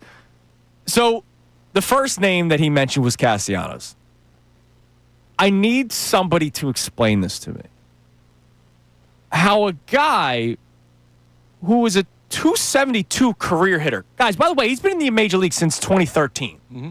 So this isn't like he's been in the league for 3 years. He batted .320 his rookie season. A book came out on him. He then batted .220, and now he's in the middle, right? No, this is a guy that has been in Major League Baseball since 2013. 2014 was his first full season in Major League Baseball with the Tigers. This is a guy that we have seen hit, 30 home runs in a year, drive in 100 RBI with the Cincinnati Reds, with the Philadelphia Phillies. In 2023, he drove in 106 runs. Nick Castellanos does not stink, right? There's a reason why he was paid as much money as he did. He doesn't stink. But my God, there are some at-bats where I question my sports intelligence. Dave Dombrowski has been offensive to me this year about some of the things he said, acting as if I'm dumb. But when I watched Nick Castellanos, there was a pitch. I forget which at-bat. I think it was the third at-bat of the game. It may have actually been the at-bat that he ended up walking on, where the first pitch, I think, hit the plate, and he swung.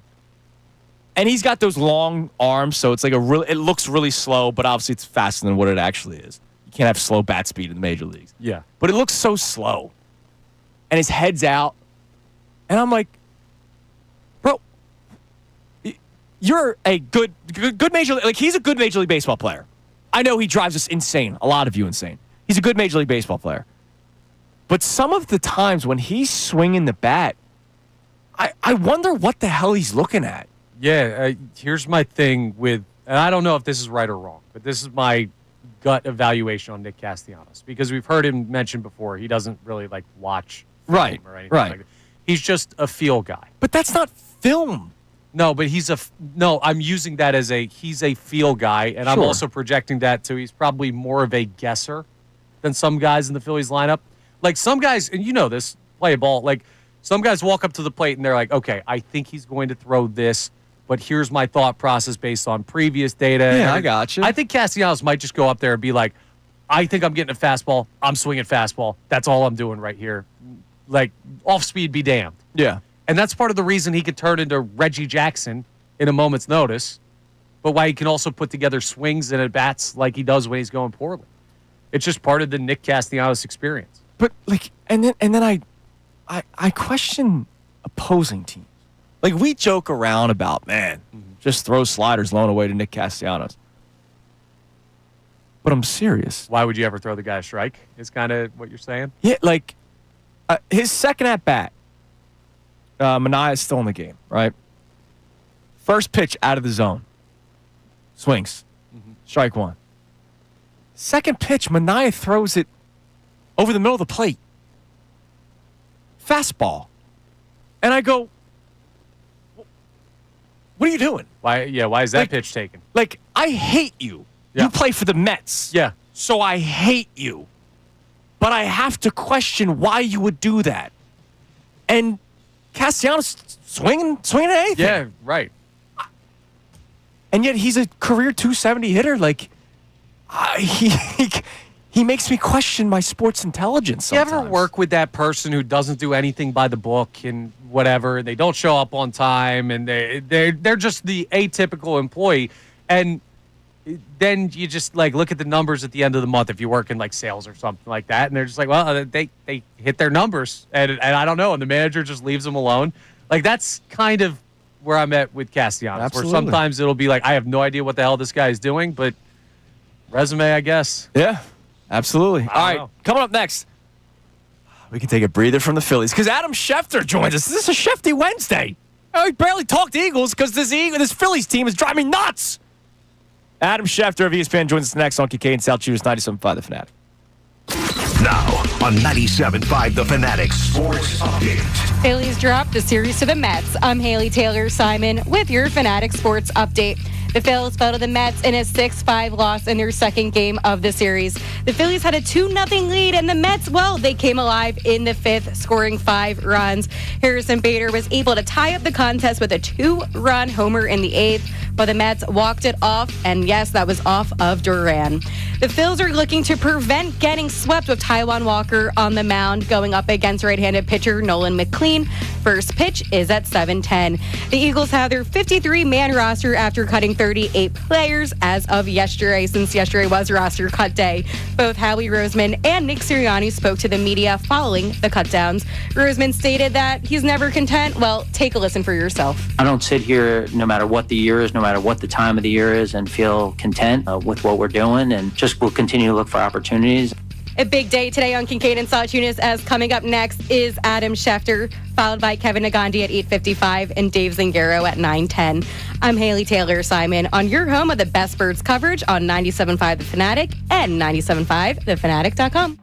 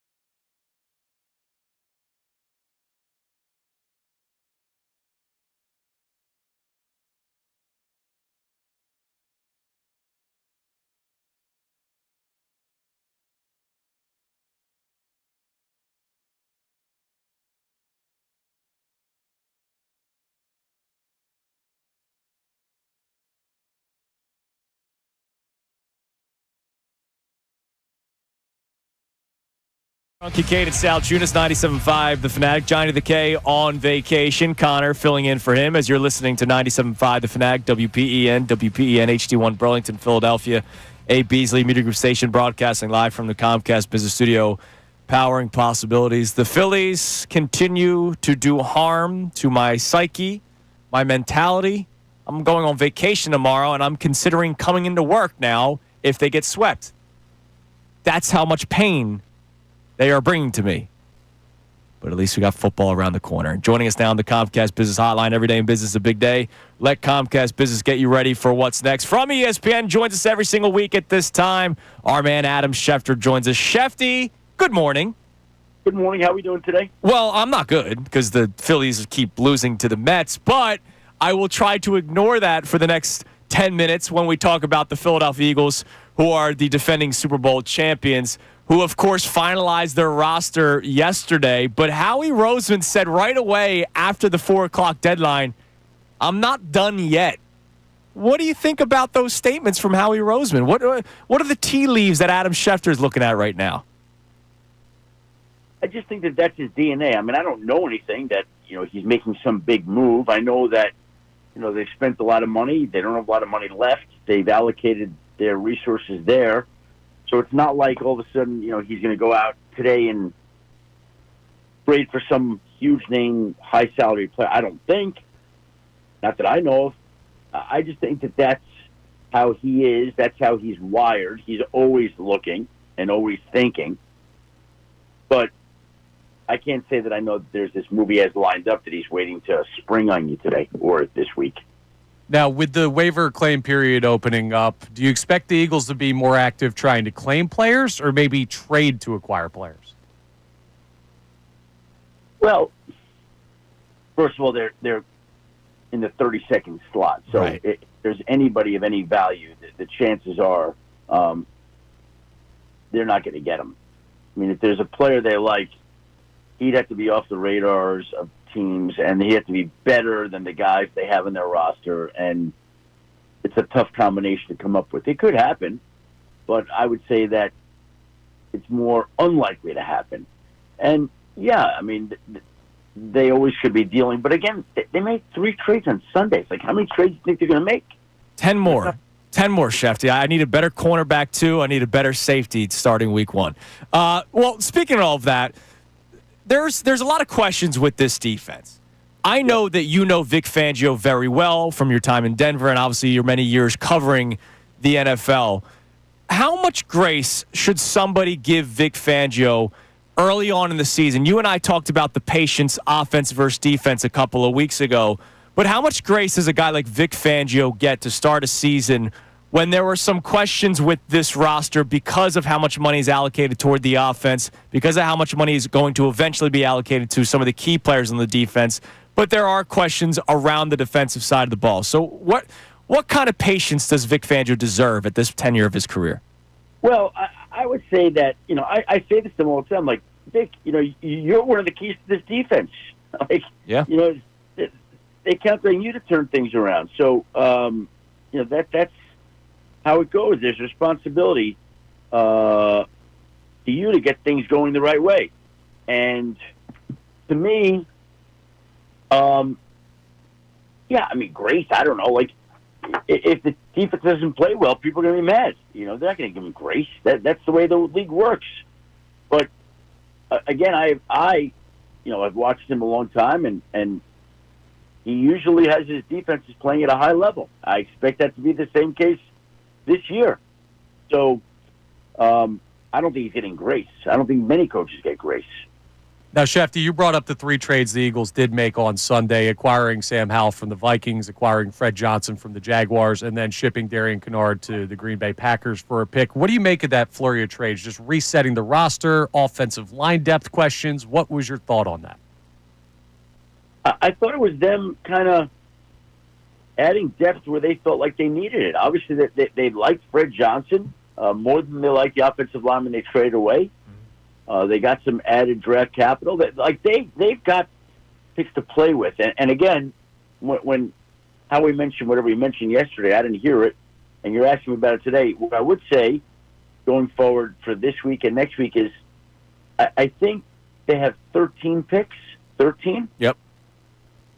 So they have the flexibility to do what they want. If there's somebody that they really want to pursue and go after, they can, because they have the ammunition to go do that. And so that's what that is about, as much as anything else. And they can do more, and he's trying to upgrade the depth at certain spots. They've always liked Sam Howell. Tanner McKee had the bad finger. They don't know whether he'll be ready for week 1. He might, but he might not. And if he's not, they want to make sure they had a capable backup just in case. And they like Sam Howell. So you go and get another quarterback that you value. Adam Schefter joins us here on the Comcast Business Hotline. Yeah, I'm curious, Shefty. You mentioned Howie and all the picks that they have to use to potentially trade for players at some point this season. It hasn't been just an Eagles thing recently. When did you start seeing more and more trades happening midseason in the NFL? Because it used to be not long ago that the only hot stove was the Major League Baseball hot stove. Now, all of a sudden, in recent years, you know how active the NBA trades are. But in the NFL, it's not something that we're totally used to. But in recent years, we're seeing it across the league. What led to this change in how teams are adding to their teams midseason? Yeah. Well, I think this week is a great example, right? You saw a lot of these little trades, teams flopping picks, this player for a 7th. So I think teams are tired of being in the Eagles spot, back end of the waiver order and not being able to get their guy. So before we lose out on a guy we like, let's flop picks. Let's trade a 7. Let's trade a 28 pick. Like, those are the kinds of moves you're seeing now. And I think teams have seen successful teams be active in the trade market. We've got a newer, younger breed of general managers that's learned to be aggressive from one another. And so I think it's just kind of feeds off itself. There's more activity, which leads to more activity. Teams that have succeeded have done it with trading. Teams have, in recent years, followed this trend of, trading or flip-flopping draft picks for back end of the roster guys. So it's just, it all just seems to keep going and gathering speed and momentum, and that's kind of where it's at. We have to ask you, because we have, it feels like every week for months now, what is the latest on the Micah Parsons situation in Dallas as we draw closer to week 1? Yeah, to my knowledge, it could have changed overnight. I don't think so. It's not any different. They haven't had any contract talks in months. Micah hasn't practiced all summer. He says his back is tight. They open the season a week from tomorrow in your city. My sense is he won't play. If he does play, he'll be limited. It's not an ideal scenario. And again, the one thing that I take away this week was we saw Terry McLaurin's deal come together very quickly when there was a lot of animosity there this summer. We saw Trey Hendrickson's deal come away and get done very quickly when there was a lot of animosity there this summer.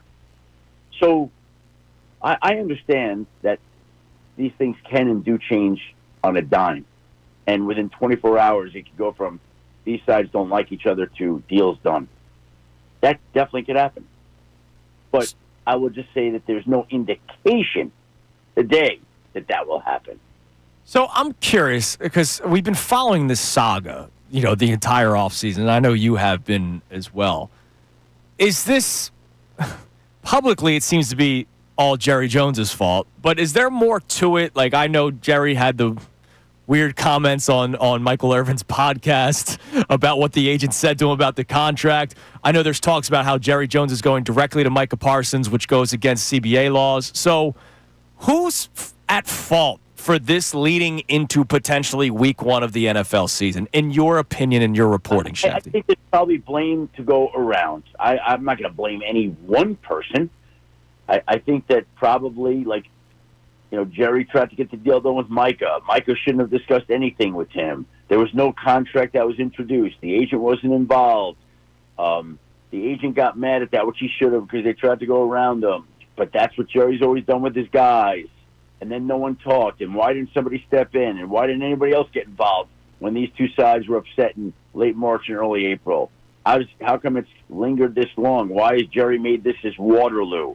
Why does Micah issue a public trade request and kind of show up there? Like, we go on and on with this.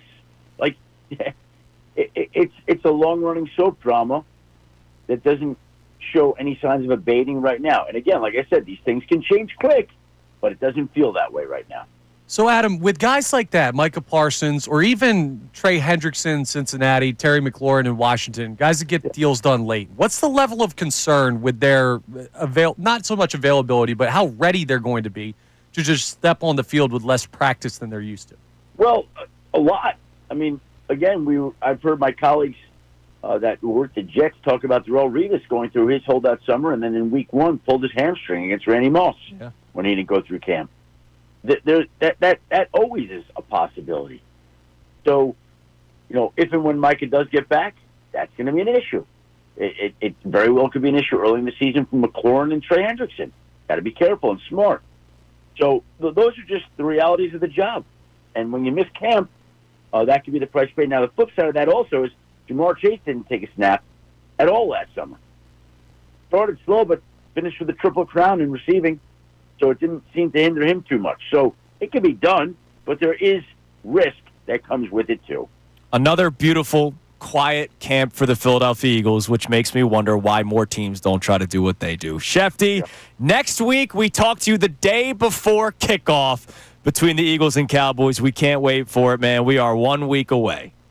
I appreciate it, guys. Thank you very much. Have a great Labor Day weekend, and we'll talk next Wednesday. You as well. There's Thanks, our man, Adam Schefter from ESPN on the Comcast Business Hotline. Man, could you imagine, though, Mike Parsons week 1? I mean, I'm expecting it now. I'll welcome it. Call me a coward. Yeah, right. I'll welcome it. All right, coming up next. Are we doing today's headlines? Yes. Yeah. Okay. That's all. Bro. Nobody has confirmed anything with me. Come on. I have on the show sheet today's headlines with Haley Taylor Simon. Damn right. I've never been. Have you done headlines yet? Like 3 or 4 times. Okay, but it's never Not with been when you. I've been in. No, so this is my first time. first experience of Haley Taylor Simon running today's headlines on Kincade Salciunas. So that comes your way next. We have more Phillies to get to throughout the course of the show, I promise. Including the bottom of the hour, I have a Phillies mentality question for the fans, not for the players, because I question their mentality big time, but for the fans. But before we do that, we have today's headlines with Haley coming up next. It's Kincade Salciunas, Connor and for Johnny today, 97.5 The Fanatic. Join the Fanatic for the inaugural live broadcast of Unfiltered with Silvana Kelleher, Ricky Bowe, and Bill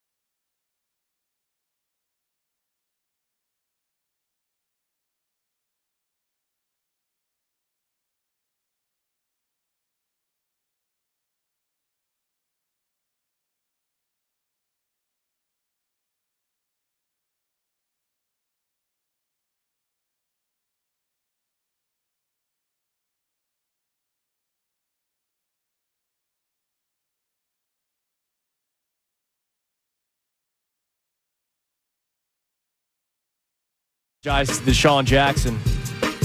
You have to. So the FanDuel read that I'm currently doing, they're promoting the Week 1 college football slate. Bet $5 on any bet. If you win $300 in bonus bets. So I always tell people not to overthink it. Like, you just have to bet the money line. Like, bet the monster favorite, right?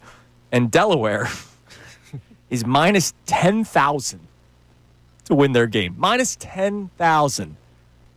And I said it's against Delaware State. And I didn't realize, I forgot that was the Deshaun Jackson squad. Yeah. I'm still taking, if I had $5 to win $300, a team that's minus 10,000 on the money line to win. Gambling problem, call 1-800. With all due respect. Well, no, this isn't a gambling problem. No, just because we mentioned win 300? No, the gambling problem is to put down $10,000 to win, what? Is it $100? Is that how the math works? Dude, I had a stretch. Yeah, you have to bet $10,000 to win $100 for Delaware to beat Delaware State. I had a stretch where I was betting NFL teams every Sunday, like alternate line minus 40 or whatever teams that were going to, or plus 40, and just putting all the money in my account on it. And I was like, this is going to cost me. Yeah, no, at some point it will. I'm stupid. Yes. What? All right, it is time now for today's headlines with, do we have an open saying the Haley Taylor Simon? We'll find out. Today's headlines with Haley Taylor Simon. Oh, we do! Wow! Oh my goodness! You asked if she'd done it before. I wasn't expecting it, man. How about that? I'm a seasoned pro in today's headlines, but today's headlines is also brought to you by Lundy Law. For over 70 years, Lundy Law has been fighting for injured people. If you need them, remember the name Lundy Law. Your injury lawyers. Visit LundyLaw.com. That's LundyLaw.com. Haley, first of all, before we get to your first story, I just want you to know, even though you already know it, the YouTube community obviously loves you. When you were out sick, when you had the vid, yep, they were devastated. They thought you were gone. Oh, I couldn't leave them. I love the YouTube fam. I just wanted to I didn't text you that because I knew you were sick. I didn't want to bother you, but yeah, they were thinking about you. I was still watching, but you know what I was also watching last night? The Tennessee Titans. They had a fake reporter interview some of the players, and well, take a listen, guys. Like all people, like there's like a push mirror, like that's like something like you see. I ain't gonna lie to you, I don't know what the hell you just said. You said that's a part of training camp. Did what? So I want to ask you, do you think that sometimes there's a fine line behind like having too much fun versus kind of being serious? No, have great. fun with it. That's for content. The guys laugh it off afterward. I love it because some guys will ask again. I've seen the full video, and they'll ask, oh, sorry, I didn't hear that. What'd you say? And the guy will mumble again on purpose, and then they'll just give like a stock coach speak answer. Yeah. Like, yeah, no, I agree. I think that is a new, as un-online as I am. As unline as I am. Is that how you would say it? No. I know about the mumbling trend. Yeah. And it gets me every time. I'm sorry. I crack up. I think it is hilarious when people do it. I would never do it because I got time. I got things to do. I also would cave so fast. The second they'd ask me, "What'd you say?" I didn't hear that. I'd actually start asking them a question. I just think I honestly think it's pretty funny. All right, what else we got, Haley? Well, you know what's pretty funny? The U.S. Open. Yes, the U.S. Open is going on, but yesterday there was some really big news. Take a listen to this. Taylor Swift is engaged with a new record, or she's gonna get married. So he said yes. Way to go, Taylor. And Travis, way to go saying yes. So, yeah, that was at the U.S. Open. So I want to ask you all, do you think that it's appropriate to talk about things that are going on pop culture-wise at something like the U.S. Open? So, yes, because they are bigger than the world. Yeah, I mean... I don't care. I have a segment planned 9 o'clock hour, around 9:30, about things that I just honestly don't care about. Love is love. I love love. I love when people are in love. Love's a good thing. Love's a great thing. Some would say all you need is love. I don't care who loves each other. Love is love. If you find that person that makes you happy and and you make that person happy, I think that's a beautiful thing. So congratulations to Taylor and Travis. I just don't care. But like when you ask that question, like they are bigger than sports. Like there are moments. When John Lennon got assassinated, it was on Monday Night Football when they made that announcement. Al Michaels? No. Oh my God. Who was it? Oh my God, you put me on the spot. Oh my God. We'll get that information. We'll get it. Oh God. See, I'm now pissed off at myself. I'm not angry at you. Yeah. I'm pissed off at myself because I should know this because he's a historic broadcaster and I used to do stuff with Anthony all the time with him. Now it's not coming to me either. I'm currently. Damn it. All right. Howard Cosell. Oh, Howard God. Cosell. But yeah, like it's appropriate. It's a bigger than sports thing. Congratulations to the two of them. Yeah, congrats. It's just something that I heard somebody on the ESPN overnight that this is the closest thing that we will get to this generation's royal wedding. Well, I mean, I guess. I don't know. The thing that I found funny is the best tweet that I saw from Steffi Smalls. She does NFL and PGA gambling. So those are two weird worlds combining. It's going to be weird seeing Swift on the back of his jersey. That's a great tweet. That's pure comedy. And shout out, we mentioned it earlier to Jeff McDevitt for putting out the ring. Yeah. With the Eagles were up 40-6 in the Super Bowl. Yeah, the actual tweet, not the one that was stolen by content creator. All right, what else? And really fast, I have a replay from today's show. And yes, it does include an upset Andrew. I need everybody to follow those damn rules today. I do not need to hear any of you tell me not to overreact to a single game in August, because it is August. I do not need any pom-pom shakers to tell me they're fine, they're a good team. So I do agree with Andrew. It is okay to be upset, to be ticked off about these losses that the Phillies had to the Mets. You saw the Phillies crumble to the Mets in the postseason last year. And the same thing, it might happen again. This was a reality check. There's problems when it comes to the Phillies. And if you're not upset, you need to get upset. This team has been showing you complete and utter disappointment in the past two games. So with that, Andrew, I do agree with how annoyed you were. Look, it's just the rules of the show today. Now, I will ask you. You don't have to read any, but did we get any texts breaking the rules today? A little. Okay. Yeah. All right. I'm curious. I would like to hear at least one. So coming up next, good job, Haley. Haley Taylor Simon with the headlines there. Better than Connor, I would say. Easily. I would say so too. Coming up next, we'll check our text line. I have a Phillies mentality question for Phillies fans coming up next. There are people that since the season started had the mindset of wake me up when it's October and wake me up when they beat a team in the playoffs. The Phillies just lost their series, the Mets, and could get swept. I said this to you earlier, Connor. They could lose this series and win the next 5, and people won't feel better because this series is that much of a stain. So we're going to look ahead a little bit because the Phillies play the Mets again mid-September. And also, I'm curious to hear the rule breakers when I asked you not to tell me to relax, not to tell me everything's fine, not to tell me it's just one game. For those who broke the rules, I need to know what makes them feel comfortable breaking the rules.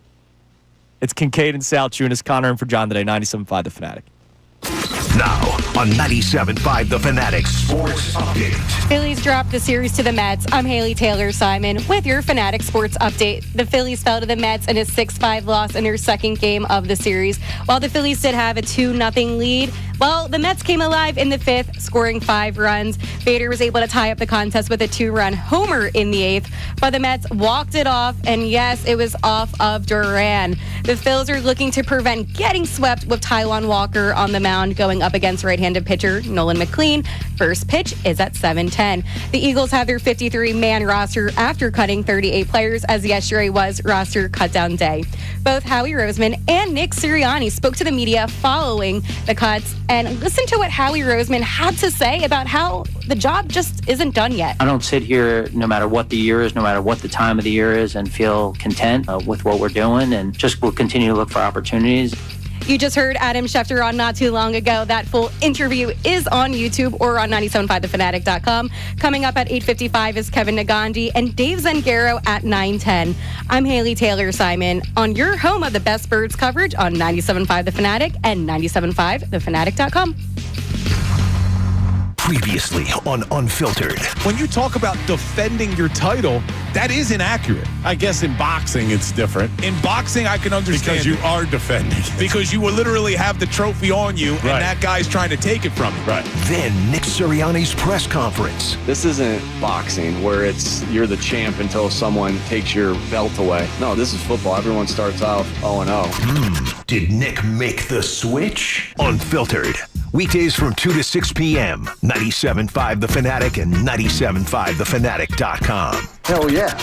I don't know about you, but I am never really comfortable about money. I always am obsessing on money. I think I do the right things with money, but I know Dan White and Associates, who've been around for almost 40 years, can help you and can help people like me get a little bit of ease, a peace of mind about our retirement plans or just about regular financial planning. Maybe you got to get yourself on a budget. Dan White and Associates and their team can help you do that. Maybe you're looking to create income in retirement so it can support the lifestyle that you want to live. Dan White & Associates does that. They have offices in Glen Mills, Pennsylvania, Middletown, Delaware, Lewis, Delaware, and they offer complimentary, no-risk consultations. As I said, conversations about money sometimes can be a little bit awkward. Dan White and his team make them really, really comfortable because each client's unique needs are going to be addressed individually. They specialize in retirement and financial planning. You just have to meet them. Go to danwhiteandassociates.com and book that free appointment today. Texting privacy policy and terms and conditions posted at textingterms.us. Texting enrolls you for recurring automated text marketing messages. Message and data rates may apply. Reply, stop to opt out. There's a lot on the line in divorce. This is Joe Cordell of Cordell & Cordell, the largest family law firm in the country, with over 35 years of helping clients navigate divorce. But being big doesn't mean less personal or less local. Our attorneys live and work in your community, and as neighbors, they understand the challenges your families face. Divorce is complicated. It affects every part of your life, your home, savings, retirement, and of course, kids. So when you find yourself facing divorce and the unexpected directions that it can take, it's times like this that you need a partner you can count on. If you're a man facing divorce, contact Cordell & Cordell today to connect with a local divorce attorney who understands the challenges you're facing on a personal level. Text JOE77 to 323232. JOE77 to 323232. JOE77 to 323232. Philadelphia, Radnor, Allentown, and Mount Laurel, New Jersey. Michelle Ferrari, licensed in New Jersey and Pennsylvania. Joseph Cordell, licensed in Missouri and Illinois. There's nothing like when you get that part from eBay and it just fits. Yeah, the first time. So you can do less of this and get right back to more of this. At eBay, you'll find all the parts you need, guaranteed to fit, at prices you'll love. Sounds good, doesn't it? eBay, things people love. Eligible items only. Exclusions apply. You're still glowing, flirting, grooving. You've still got it. But your immune system weakens as you age, making it harder to fight flu, pneumococcal pneumonia, RSV, and COVID-19. Vaccines are a key part of any health routine and help strengthen your immune response. Ask your doctor or pharmacist which vaccines you need. Schedule in minutes at vaxassist.com. Sponsored by Pfizer. Get ready for the most attractive offer ever from Benari Jewelers. 5 years, zero interest financing. Yes, starting September 1st for the first time ever at Benari. You pay nothing down and get zero interest financing for 5 years. So that $6,000 pair of earrings is just $100 a month. That $12,000 engagement ring is just $200 a month. Don't miss this extraordinary opportunity to spread your payments over 5 years with zero interest in September only and only at Benari Jewelers, Exton and Newtown Square. Approved credit, some restrictions apply. Ready to raise your game? Well, head to the Caesars Sportsbook at Caesars, Harrah's Resort, and Tropicana Atlantic City. Catch all the heart-pounding action on the massive screens and enjoy food, drinks, and nonstop entertainment. Whether you're hanging in a fan cave at Caesars or Harrah's Resort or chilling in VIP seating at Tropicana, it's game time all the time. Bet like a Caesar in Atlantic City. Learn more at Caesars.com/AC. Gambling problem? Call 1-800-GAMBLER. The real and inside story on Philly sports is here, and it's powered by Lundy Law, your injury lawyers. Visit LundyLaw.com. That's LundyLaw.com. 97.5 The Fanatic and 97.5thefanatic.com. This isn't your great-grandpa.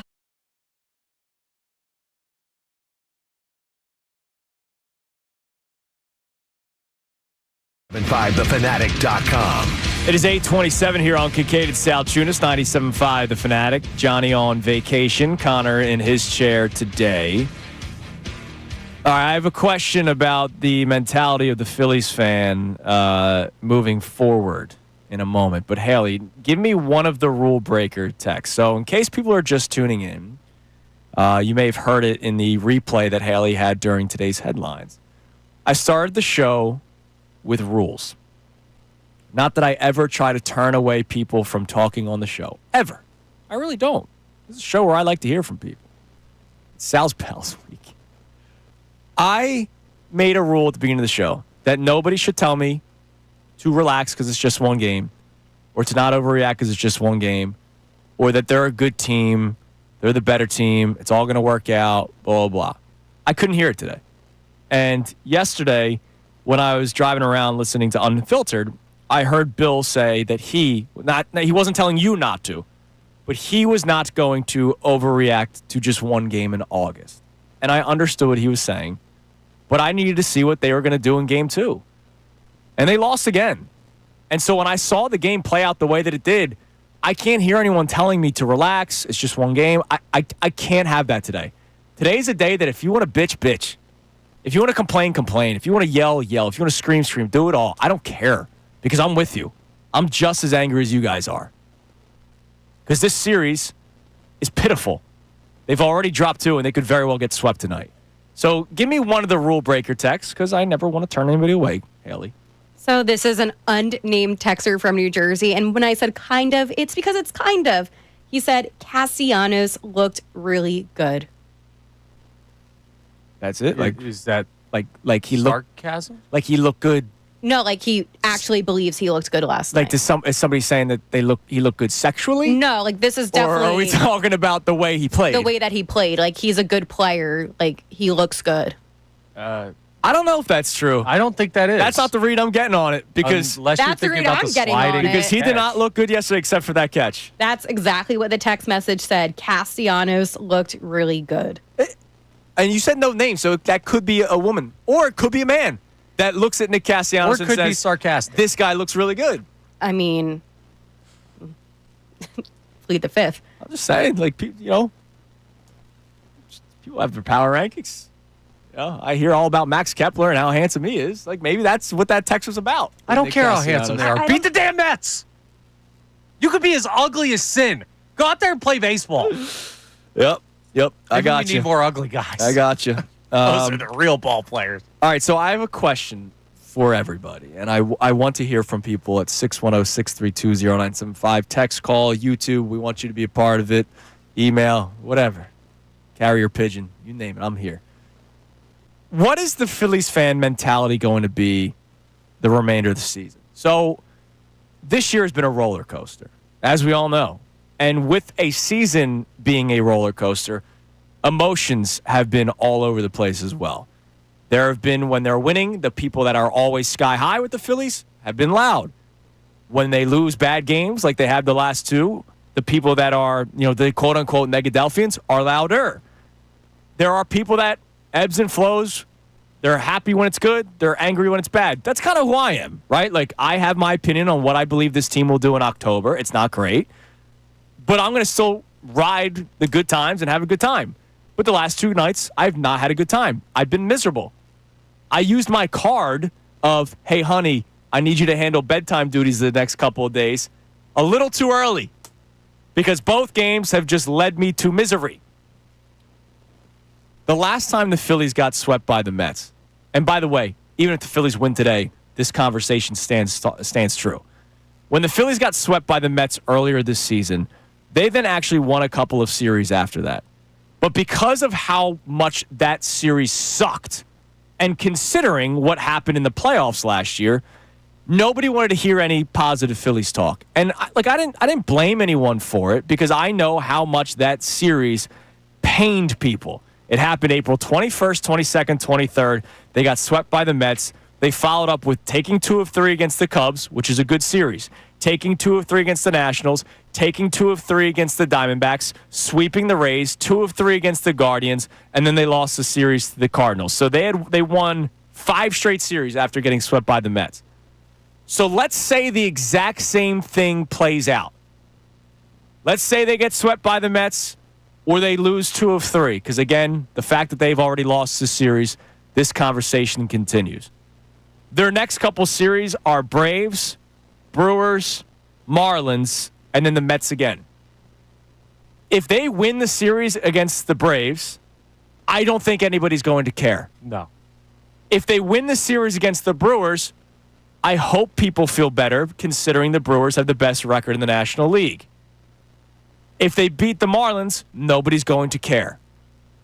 If they lose to the Mets again in Philadelphia in the second week of September, regardless of going to the playoffs or not, what will the mentality of this fan base be for the last month of the season going into the playoffs? There's 2 separate paths, and I don't think either of them are necessarily wrong. So one sect of the fan base is going to say this team is not ready for big moments. They cannot come up big when they are needed. And whoever they play in the postseason, this is their DNA. Another sect of the fan base will say, God, I hope the Reds somehow catch the Mets for that final wild card spot, or they don't make the playoffs because if you see this team, they will knock you out. Right. And I don't think either of those reactions are wrong. Because this should make you not just question the Phillies' ability to play against the Mets, it should make you question this team's ability to play in big spots. Now, that could be, because I've brought it up already this week, that could be a bridge too far. We've seen them play other really good baseball teams well. And the Phillies have a solid record against other winning teams. But I don't know, man. Something about this series just reminds you the collapses and the shortcomings in the biggest spots and makes it hard to look at this team as any different. Yeah, I mean, I'm kind of looking at this Phillies situation based off of this question that I'm asking everybody right now that you can discuss at 610-632-0975. We'd love to hear from you.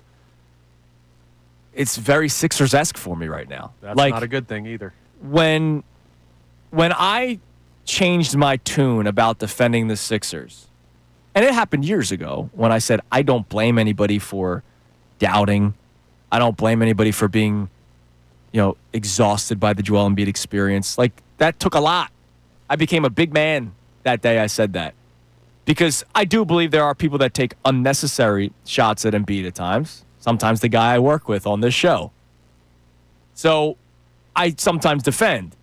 But I don't blame anybody who has reached a point of fatigue, who has reached a point of not believing. Hell, I've reached that point with the Sixers of not believing that they're going to win anything, okay? I don't blame anybody who has that feeling about the Phillies. I get mad at people who get there too early. Like, I had to comment on a reaction video that I did last night for the podcast saying, oh, finally you're showing some fire and anger towards this team.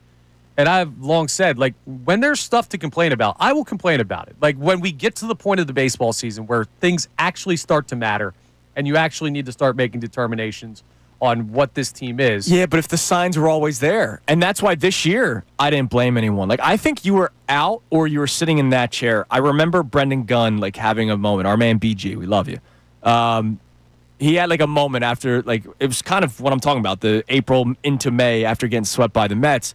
And the Phillies were playing good baseball. And he was like, I don't get it. They're playing good baseball. I was like, dude, that Mets series. And that is a stain on the 2025 Phillies in the first half.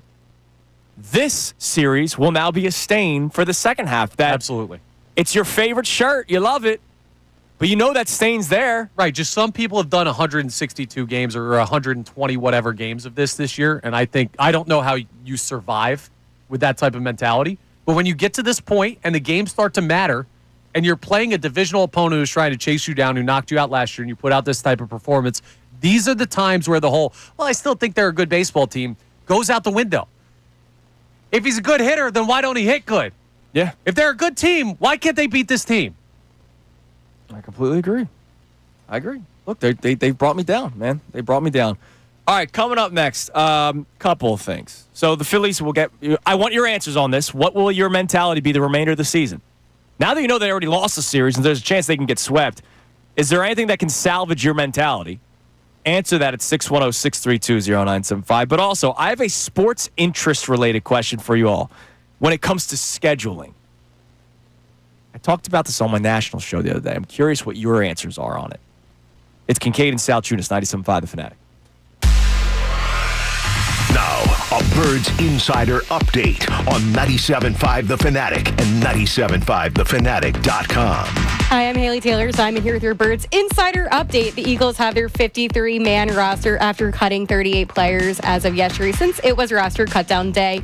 Both Howie Roseman and Nick Sirianni spoke to the media following the cutdowns. Roseman stated that he is never content. Take a listen. I don't sit here, no matter what the year is, no matter what the time of the year is, and feel content with what we're doing, and just will continue to look for opportunities. Out of the 53 players on the Eagles' roster, only 6 are older than 28, including just 3 projected starters. Also, 35-year-old Lane Johnson and 30-year-old Dallas Goedert are the only players 30 or over who are projected to start as well. Howie Roseman kept 8 rookies, including 7 draft picks, first-round pick Jahad Campbell, second-round pick Andrew Makuba, and fourth-rounder Ty Robinson. Only 7 of the Eagles' 2024 opening day starters are no longer on the team. We're about a week away from week 1 against the Cowboys. Again, I'm Haley Taylor Simon here with your Birds Insider Update on 97.5 The Fanatic and 97.5thefanatic.com. Ricky Bo.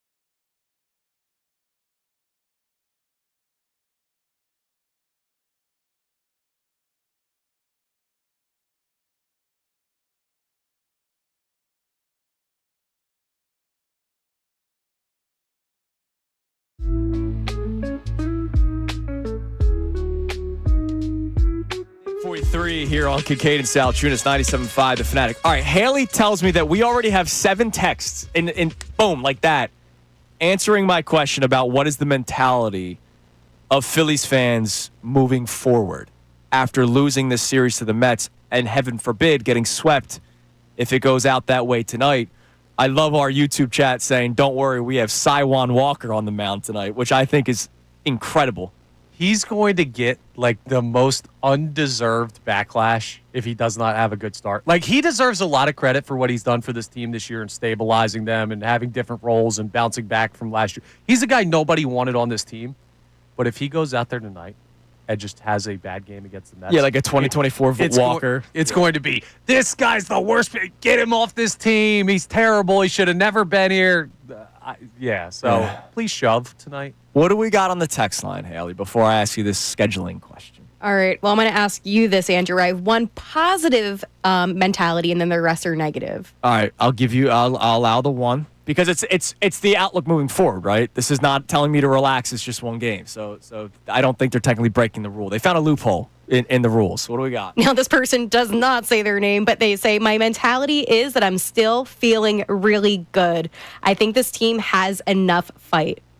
All right. That was Connor's phone number. No, it was not. It actually came up as Connor Thomas Burner. You stop it, all of you. All right, look, that person has that mentality. That's beautiful. Like, hey, more power to it. Maybe you can pick me up one day. What are the other 6 texts that aren't that positive? All right, we have June from Yardley. The Phillies have entered Sixers territory. Talk to me when they get to the World Series. Look, Sixers, I just said that. Like, I don't blame anybody for saying I just have no faith left. I can't blame anyone because the Sixers, on paper, Embiid, Paul George, Maxey, Kane, I'm excited to see VJ Edgecombe. I like guys like Kelly Oubre off the bench, but he starts too much on this team. Like, there are pieces on this Sixers team that I go, yeah, on paper, that's a good NBA 2K team. Yeah. But that's when you turn off injuries. Right. Like, and so for somebody that says I don't believe it at all, despite them having on paper talent, yeah, that's the Phillies. Yeah, but the Phillies have on paper talent. I can blame a little bit just because of their ability to play other good teams in baseball well. It's not like if they they just swept the Mariners. I get it. They did. They hold the season series over the Dodgers. They hold it over the Cubs. Like, we'll see what they do against the Brewers coming up next week. It's not like when they face good opposition, they're a worse team. It's almost just the Mets. It's crazy, and it accentuates everyone else's feelings about the shortcomings of this team because of the hatred we have for the Mets. And I get that. I'm not telling you to calm down. That's not what I'm saying. It's just very weird, the dynamic between them and that team, and I don't have any way to explain it. All right. A couple of things, because we'll look, we've been going to the text line hot and heavy today, and calls and emails and YouTube comments, so those will continue. 2 things. Number 1, random. The Vegas Raiders signed Amari Cooper yesterday. They posted a photo. Unfinished business. And it's Amari Cooper wearing a Bills jersey because he played for the Bills last year. Played for the Raiders for 4 years. Yeah, they don't have a picture of him in a Raiders jersey? It's not like he looks different. Like, you literally have, okay, but that's just me wondering about social media Maybe content. it's a number thing. Maybe someone has the number that he wore last time he was with the Raiders. Maybe. Or maybe it's, if we do this, we'll get a lot of reaction to it. My question about big games early in schedules. So we have Texas, Ohio State. I know this isn't the biggest college football town here, but Texas, Ohio State, 1 versus 3 is Saturday. First game of the season. Do you like it? And this isn't just a college football question. Like, we have Eagles, Cowboys, September 4th. Like, rivalry-wise, that's monstrous. Do you like it when big games are early in seasons, or do you wish they were later? Because I think John is somebody that wishes they're later because the teams have kind of figured out their identities. I'm somebody that wants big games right away. No, I see. It's not so much the teams figuring out their identity. I want the narrative of the season to build to something. Okay. Right? Like, that seems to be the chronological storytelling. Like 7-0 Eagles versus 7-0 Steelers back in 2004. Exactly. Like, I want it to ratchet up. I want it to feel like, hey, when we get to week 14, 15, 16, 17, 18 of the NFL These season, will matter. These are the games of, it's like, oh, wow, look, it's Ravens-Bengals in a major matchup. Fair. rather than getting that early on. Now you will get that because divisions and stuff like that. But like Eagles Commanders, it's 2 out of the last 3 games. Right. NFC East rivals, But and the league does that. I want like 9-0 Ohio State versus 9-0 Texas. Yeah, but I like maybe it's more of a college football hatred. Not that I hate college football. I hate the early Bama's playing Clearview Pioneers. You know what I mean? Like I like Clearview in that game. I don't. Clearview, I don't think scored a touchdown last year. My high school. Remember, I was giving you the updates every week. Trust me, I remember. They were getting outscored 600-0. But I like not having to wait for a big game. Now I get it, like the November, December big matchup. But football's football. You know what I mean? I'm getting a big matchup regardless. I love kicking off seasons or tipping off basketball. I like big games right away. Here's the issue, and maybe it doesn't exist anymore because of the current playoff structure in college football. But when I think of college football and I see those big matchups, I think whoever loses this, it's a hit to their chances they to could be out, win anything. I got you. That's fair. I like it. I like it when it's early. I like just seeing it right away. Yeah. All right, coming up next, speaking of college football and sports fandom in general, somebody that loves and breathes football and sports, our man Kevin Negandhi from ESPN. He joins us coming up next because, quite frankly, I thought today was Friday when I texted him last night. Missed it. Kevin Negandhi joins us next here on Kincade Salciunas, 97.5 The Fanatic. Now on 97.5 The Fanatic Sports Update. Phillies drop the series to the Mets. I'm Haley Taylor Simon with your Fanatic Sports Update. The Phils fell to the Mets in a 6-5 loss in their second game of the series. The Phillies did have a 2-0 lead, and the Mets, well, they came alive in the 5th, scoring 5 runs. Harrison Bader was able to tie up the contest with a 2-run homer in the 8th, but the Mets walked it off, and yes, it was off of Duran. The Phils are looking to prevent getting swept with Taijuan Walker on the mound against right-handed pitcher Nolan McLean. First pitch is 7:10. The Eagles had their 53-man roster after cutting 38 players, as yesterday was roster cutdown day.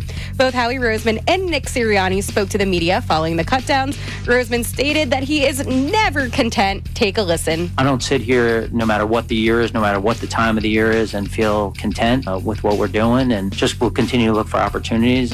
Today is a big day on Kincade and Salciunas as we had on Adam Schefter. That video is live on YouTube, so take a look at that. Coming up next is Kevin Negandhi, and then at 9:10, Dave Zangaro.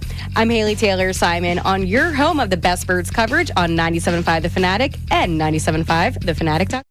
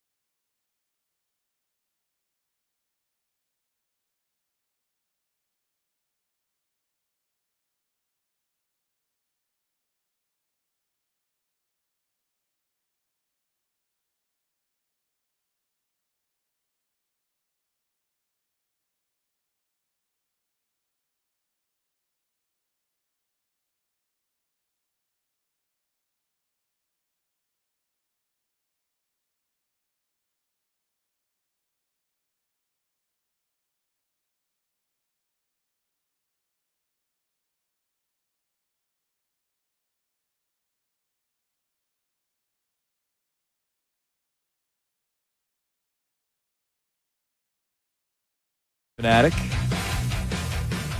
I got to text Kevin Negandhi. You got it.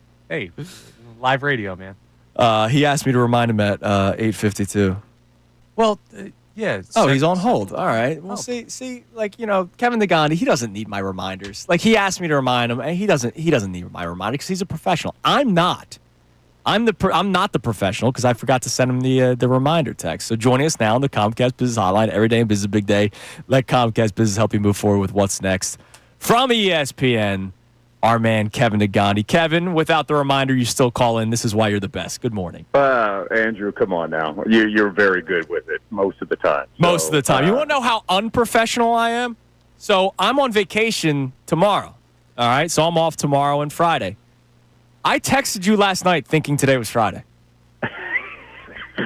I swear to God, because you join us on Fridays. Last night, I don't know. I guess subconsciously I was thinking like I'm off. It's not like, oh, let me not let Connor have Kevin on Friday. Let me have him tomorrow. No, I literally texted you like, oh, it's Thursday night. Like, it's my time to text Kevin to see if he can come on tomorrow. It's Wednesday. I didn't realize. You know what this sounds like? It sounds like your dad. That's what it sounds like. Yes, it does. You know what else it sounds like? Like somebody that's gotten beaten up by the damn Phillies for the last couple of nights against the Mets. Brutal, man. I as the game was playing out, and I told my production crew yesterday about what was so deflating about the first game was taking that 3-0 lead. Like, if the Phillies were down 5-0 and they came back and it was 5-4, completely different vibe at Citibank. The way they lost 3-0 and then 13 unanswered, and then obviously taking the lead yesterday and then falling apart. Like, that's what's getting to me, because when you watch this Mets team, and I know some people took offense when I called them the underdogs. They are the underdogs, especially with a payroll of $300+ million.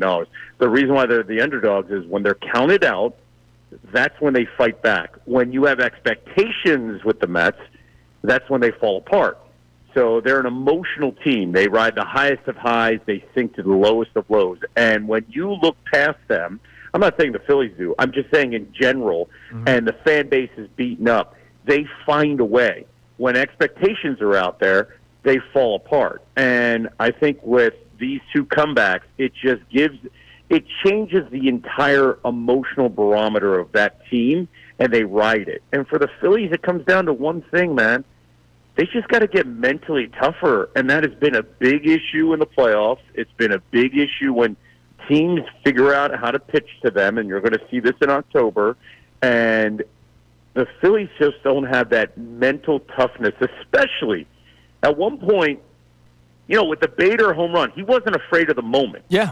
And I'm not saying, the top guys are afraid of the moment, but there was a moment, and you got Diaz on the bump, and then you saw what happened with Stott on third base. Trey couldn't bring him in. And then when Schwarber hit that bomb to right and it was foul, I was like, okay. And then you saw what happened. The slider was working for Diaz. It was nasty. And Harper strikes out as well. And then for Duran to give up 4 straight singles. Like, it's just wild. Like, how are you handling the moment? And they've just got to get mentally tougher against the Mets.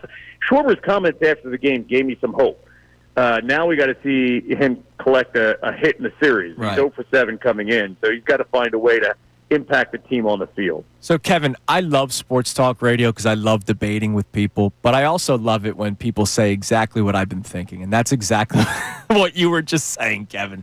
So, yesterday we had a topic on the show about whether or not we believe the Phillies had the it factor, something that you can't do a Madden rating for, right? It's just something that it's a gut feeling. Do you believe this team has that it factor? And something that we have pointed out is that when the odds are against them, when they're the underdogs, they are fearless, right? Let's go into Atlanta and beat the Braves in 2022 and beat the Braves in 2023.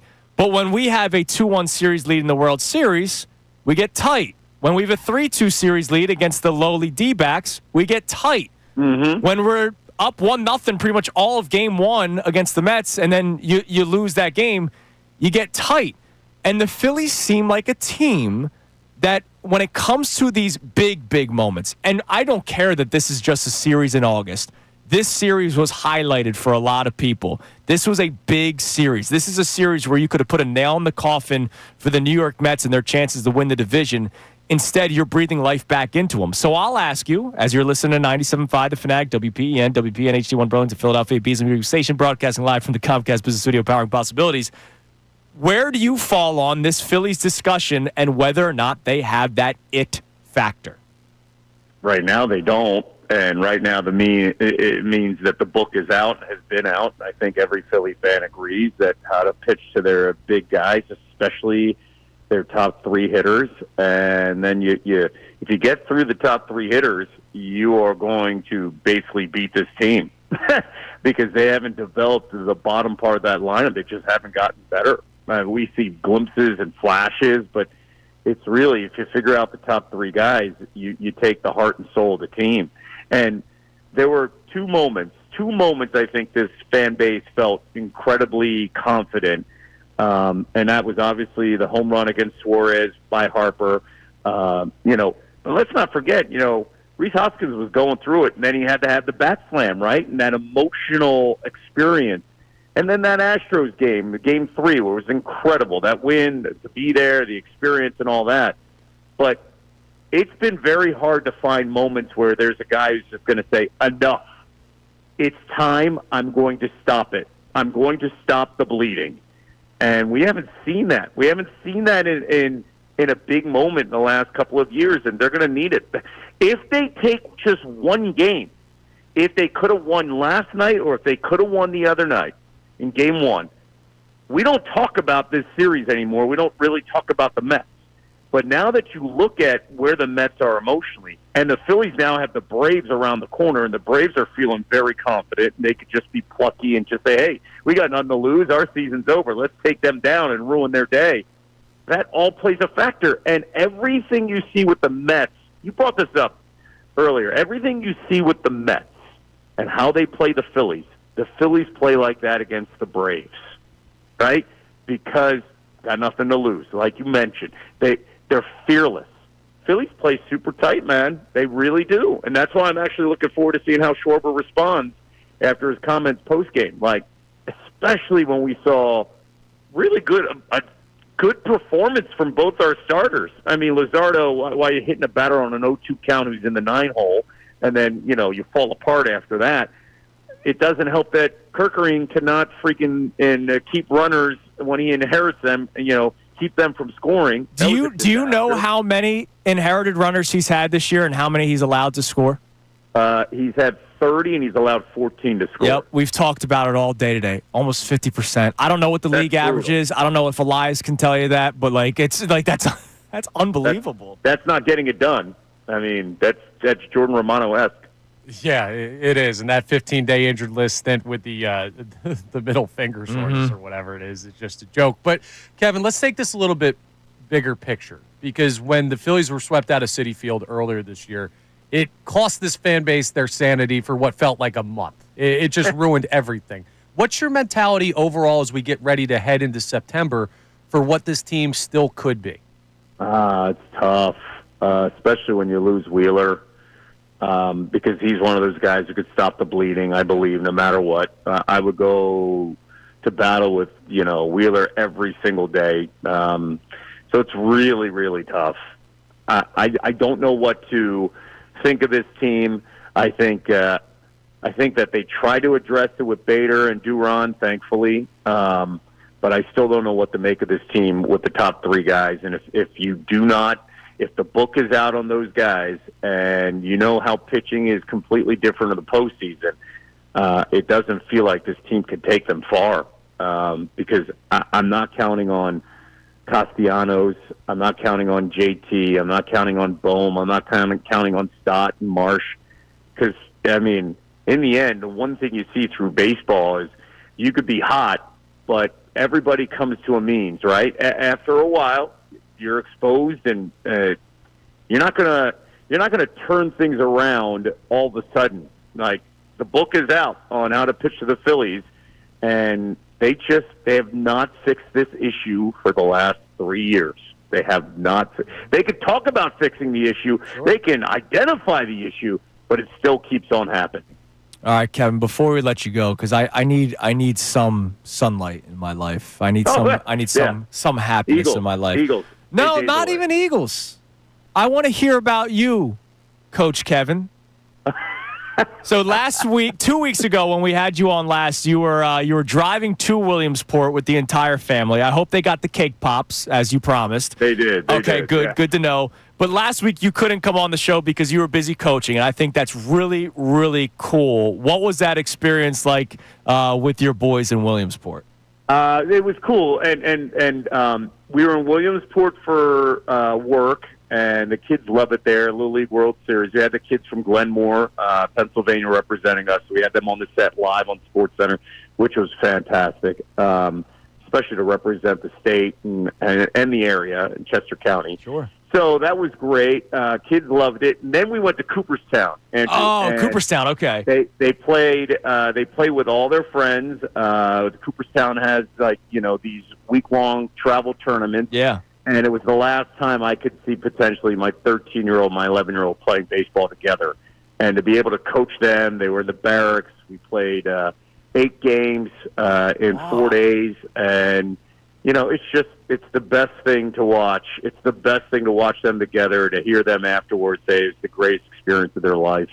It was the second year we were in Cooperstown. So I was just, I was just really happy. We were all exhausted. We were all beat up. I bet. But there's nothing better than that. And, as you get older and you have kids, it's experiences, not material things that really transform your relationship, but also, that carry you on the day-to-day things.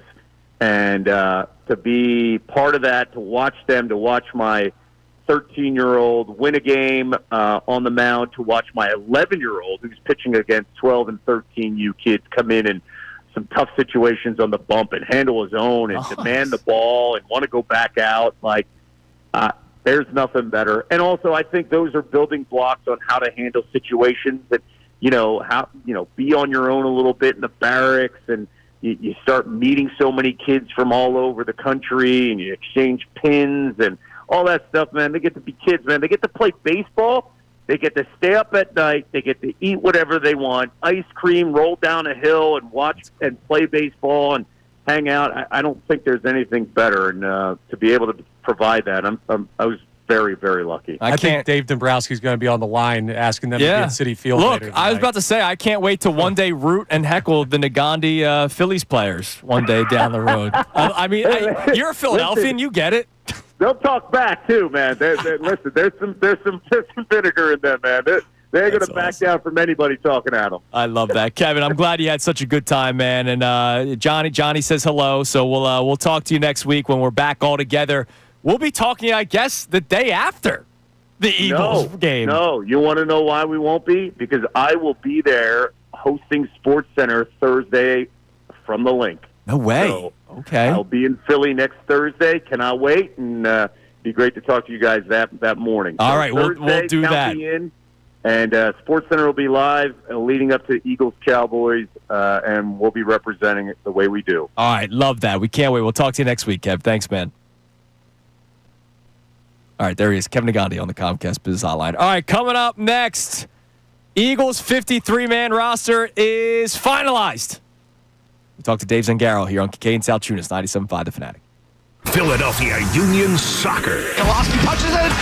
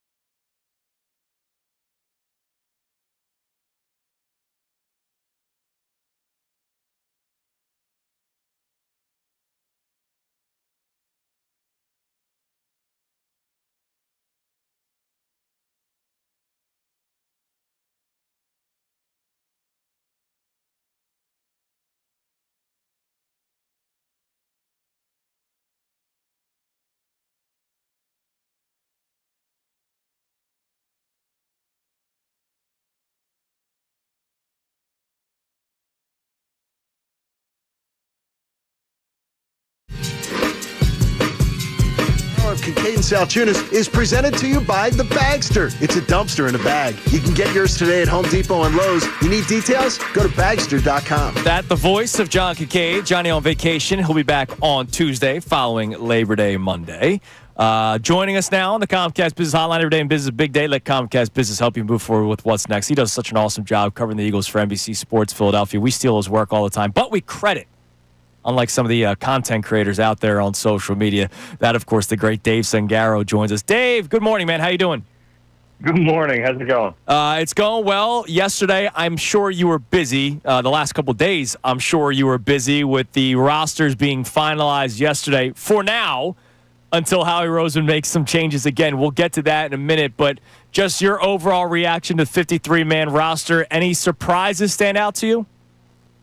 There weren't many surprises. You know, I think that they're making those trades on Sunday took away a lot of the surprise element of what the roster would look like. There were some minor ones. I mean, they went heavier on the offensive line than I expected.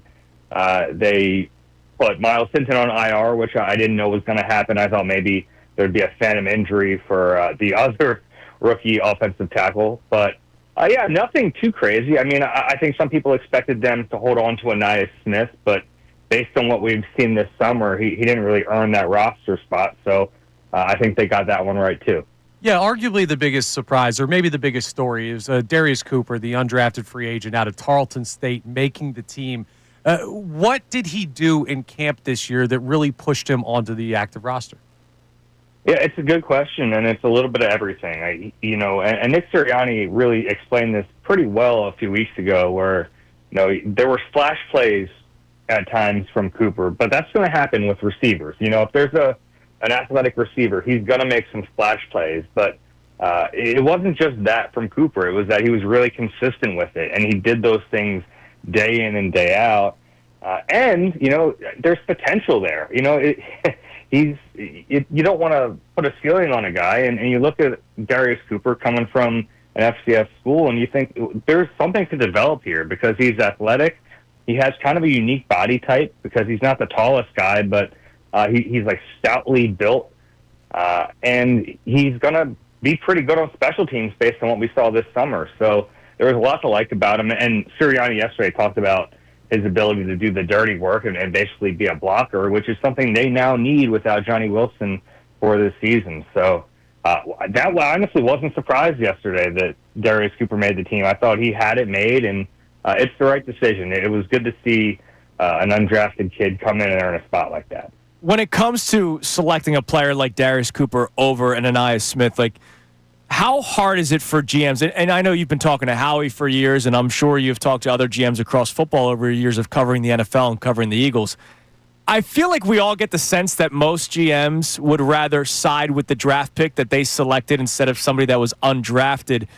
But the Eagles have shown in recent years they just want to put the best players on the field, which is something that they did not do a couple of years ago. It's not that long ago where players that looked like they were exploding all of a sudden were put back on the bench because paid players, paid veterans were back, even though they probably weren't deserving to be on the field. How difficult is it for a GM to say, we'll go with the guy that we undrafted because we don't, a lot of guys don't want to show that they made a mistake with certain players?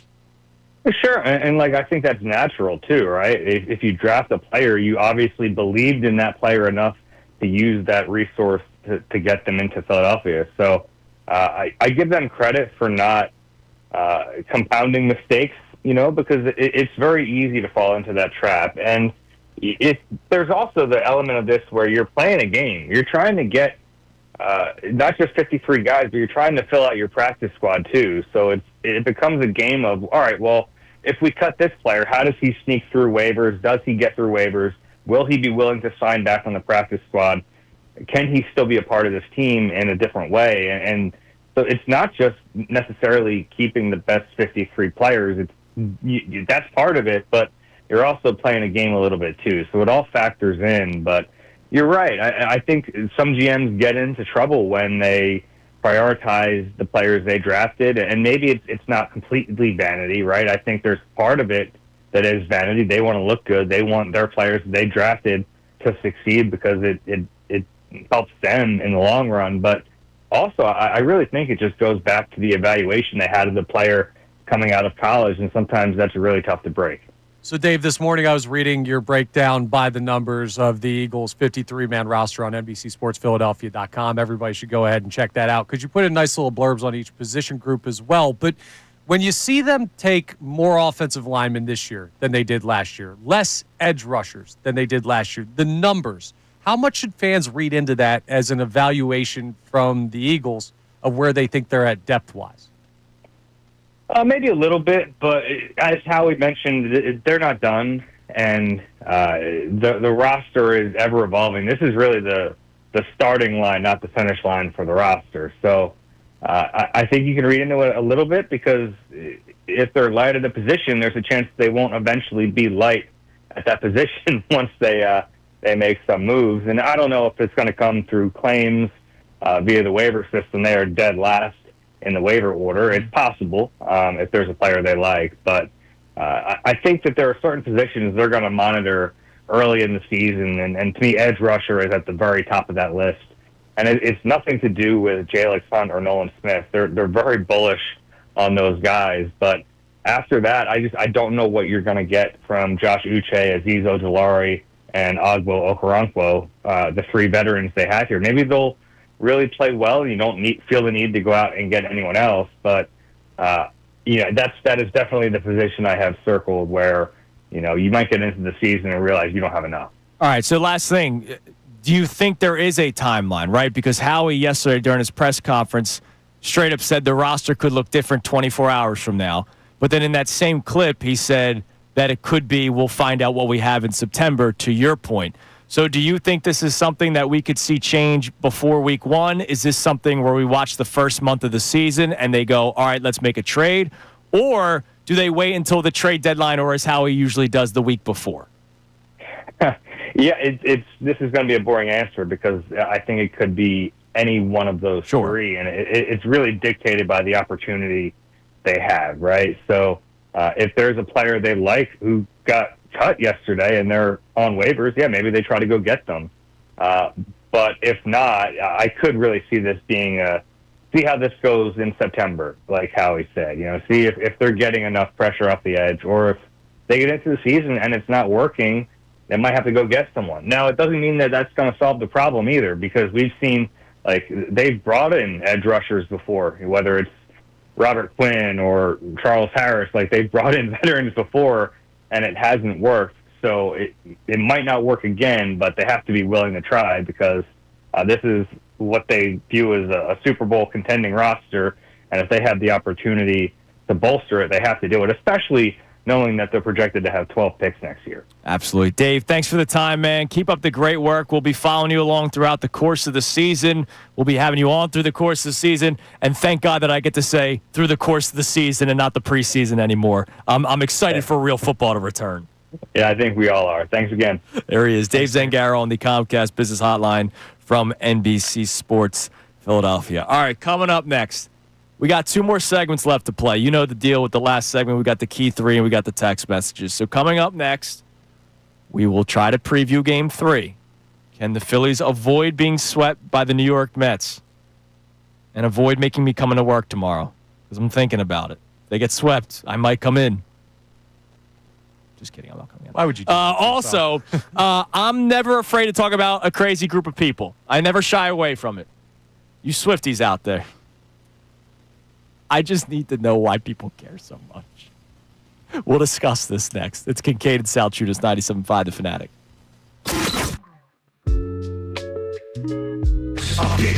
Phillies dropped a series to the Mets. I'm Haley Taylor Simon with your Fanatic Sports Update. The Phils fell to the Mets in a 6-5 loss in their second game of the series. The Phillies had a 2-0 lead, and the Mets, well, they came alive in the fifth, scoring 5 runs. Harrison Bader was able to tie up the contest with a 2-run homer in the 8th, but the Mets walked it off. And yes, it was off of Duran. The Phils are looking to prevent getting swept with Taijuan Walker on the mound, going up against right-handed pitcher Nolan McLean. First pitch is 7:10. The Eagles have their 53-man roster after cutting 38 players, as yesterday was roster cutdown day. Both Howie Roseman and Nick Sirianni spoke to the media following the cutdowns. Roseman stated that he is never content. Take a listen. I don't sit here, no matter what the year is, no matter what the time of the year is, and feel content with what we're doing, and just will continue to look for opportunities.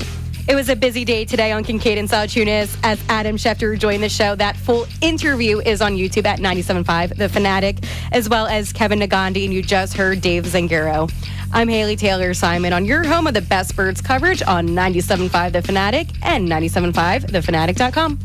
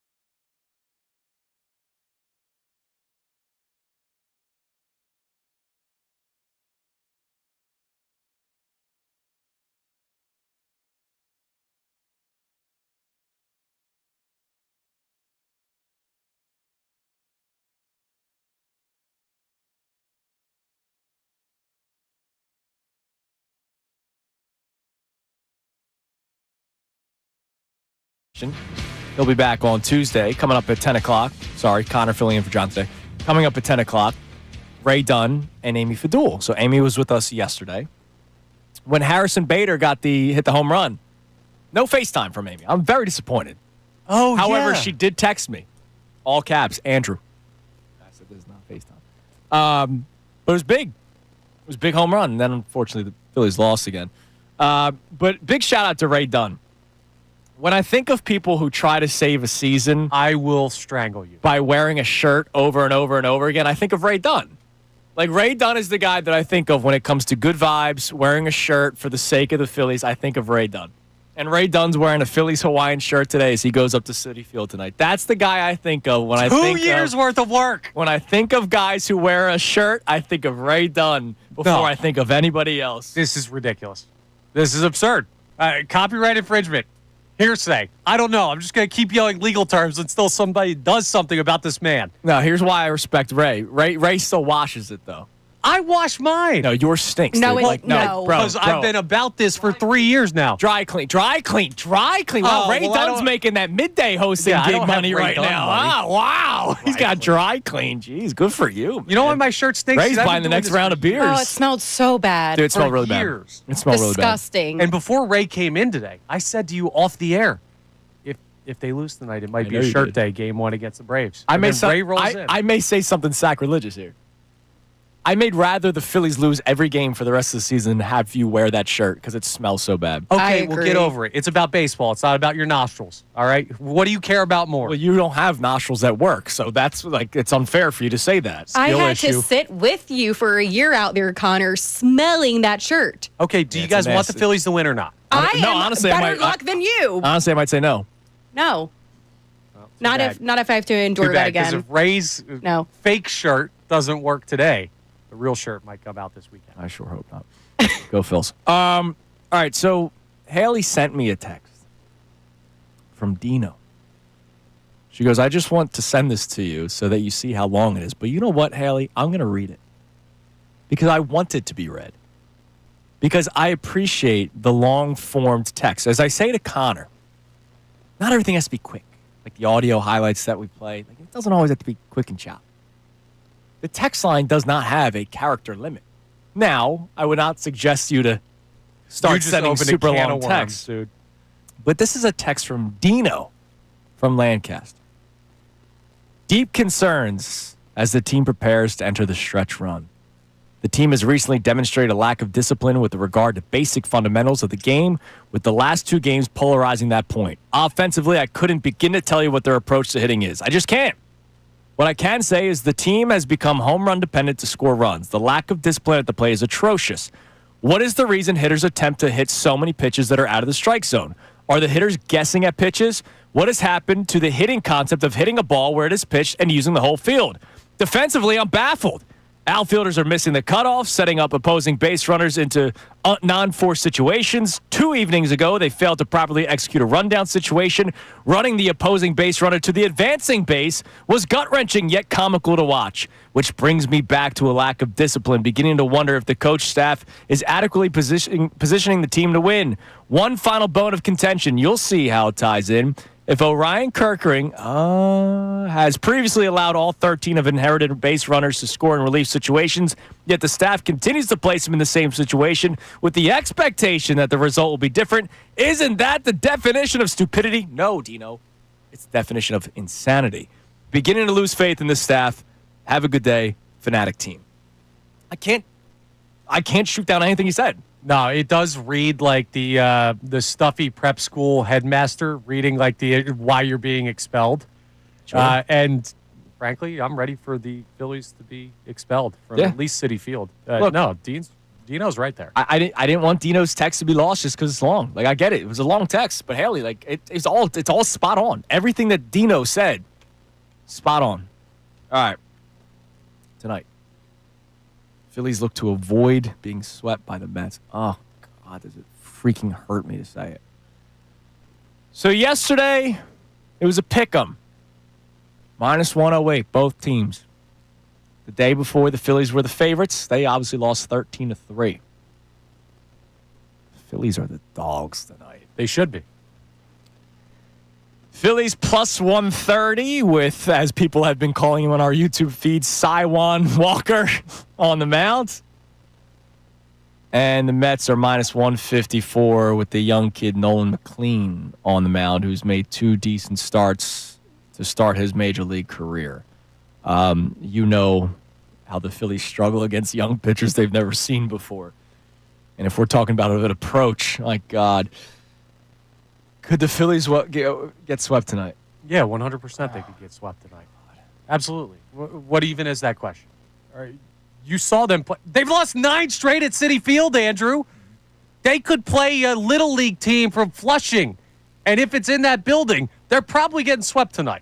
Like, I'm sorry, and this is not an anti-Taiwan Walker thing. You can't go into this game with any type of confidence, can you? No. I have no confidence going in this game. Now, could they win tonight because they still have quality baseball players? Like, sure, but logic from what we've seen the last 2 nights would tell you that this team has no business being in that building right now. So let me ask you something, because I'm trying to think of the terminology. I did not want to call yesterday a quote-unquote must-win game, right? It's August. Yeah. But I called it a gut check game. Right. And sure, they did some things like fight back, but they ultimately lost. Like, they ultimately failed the test. Without calling it a must-win game, I called it a gut check win. Or gut check game. I think they showed gut last night. I think they also showed that the Mets still own them, which is a different conversation. Is tonight must-win game territory? No. Dude, I don't know, man. Like, I know it's a game in August, but it's not for our sanity. Think about their sanity for a second. Yeah, I got you. If they face it, like the Braves, I think did not want to play the Phillies in 2023 after what happened in 2022. Maybe they wanted to tell themselves, we got this. We're gonna get revenge. And then they quickly go down 1-0. They're probably saying, oh, crap, this again. Man, if they get swept by the Mets, like, you don't think that goes through the back of their mind, holy hell, we don't want to see that team in the playoffs? Well, no, it does, but that already exists. Let's put the pieces together, right? They already clearly are mentally dominated by this team. That's not changing if they win 1 game up there at Citi Field. I don't believe. They were swept by the Mets earlier this year in that building, and you rattled off what they did after that. 5 straight series wins, including a sweep in there, directly following that series. So they can still win other series the rest of the way. If they win tonight, you've already said it's not going to change our reaction to the series or the fan base's reaction to the series. No, they would have to win tonight and then take 3. Is it a 4-game series in September? It is a 4-game series. They would have to take 3 of 4. And guess they would what? have to win that series. And here's the thing. Some people on the YouTube have brought up that if the Mets win tonight, it's basically a 2-game swing because that would guarantee the Mets the season series win over the Phillies. Correct. Well, even if the Phillies do win tonight, they'd have to sweep that 4-game set to win the season series. And whether they play them better at the bank or not, I don't think they're taking all 4 from this Mets team. Yeah. So, no, I don't think tonight changes anything. I'm just worried about the spiral. Like, I am. And this goes back to what I don't like about this team is the relying on getting hot. And yeah, it's great when they're hot, but man, when they're not, it's horrible. Like, they don't eke out wins. Yeah. Like, it's like they're a weird baseball team that relies on being hot. And that's part of the reason why I picked the Mets to win the division after the trade deadline, not just what the Mets did at the deadline to acquire players. Now look, Ryan Helsley pitched last night. He looked horrible again. So we'll see how this plays out from now until the end of September, but I worry about a spiral, and especially when platoons stop working, if the guys that think they should be in the lineup every day start going, oh, yeah? Like when Mama Castellanos tweeted out when Kepler dropped the fly ball the day Nick Castellanos got benched. Yeah. You don't think that's being said by some of the players? Like, certainly possible, man. You're playing this guy? We're losing right now. You're playing this guy? Yeah, it's not a good situation. I worry about the spiral. And don't take this the wrong way. I don't think tonight changes anything positively or negatively for how this fan base is going to feel coming out of this series. We are where we are. Negatively more. It would, if they got swept, it would be even worse. Can it get worse? Yes. It absolutely can get worse. All right, coming up next, text messages, key 3. And I just got to ask why you care so much about an engagement. It's Kincade Salciunas, Connor, and for John, 97.5 The Fanatic. The summer's here, and you...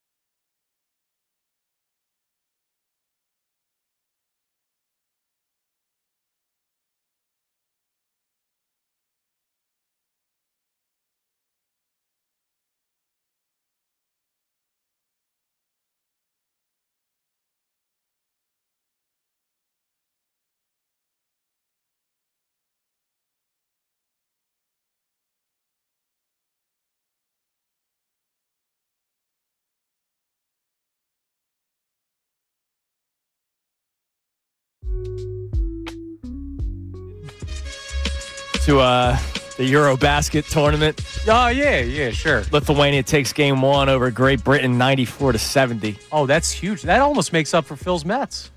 Yeah, it does. It does. Country pride. Yeah. Jonas Valanciunas, 4th all-time in Eurobasket scoring. Not in the NBA anymore, remember? Yeah. Because he took that weird contract. I don't get it, but whatever. All right, so before we get to our text messages, and we got the key 3 coming in a few minutes, I'm a simple man, as you guys know. Like, I like it when people are happy. It's great. I just sometimes wonder why people care. So I knew that when the engagement announcement happened yesterday that people were going to lose their freaking minds. Both positively and negatively, because there's people that like just hate to hate too, which I don't get either. But Taylor Swift and Travis Kelce officially engaged yesterday. And the way people lose their minds over someone that they've never met. Like if I was friends with Taylor Swift and Travis Kelce, I would be ecstatic. Yeah, right. And as I said to you guys earlier in the show, when Haley brought up the engagement on today's headlines, I'm pro-love. Love is love. I love love. Love's nice. It's beautiful. So good for, like, I'm happy. Yeah, we're happy for him. But I just don't get the obsessions. Now, I had a topic with Ray Dunn back when interim middays days, a couple years ago, about how I kind of realized that we are all Swifties. Depending on the topic. Like, why do I care so much about the Eagles and Phillies and Sixers and Flyers? Now, I've obviously had the opportunity to meet people doing what we do for a living, but if I didn't get this job, I would still be swooning over my favorite team. Yeah, like Saquon Barkley would still be one of my favorite people on the planet. Right. So, like, we all have that in us, right? But, like, when Jalen announced his engagement, like, I didn't, like, cry.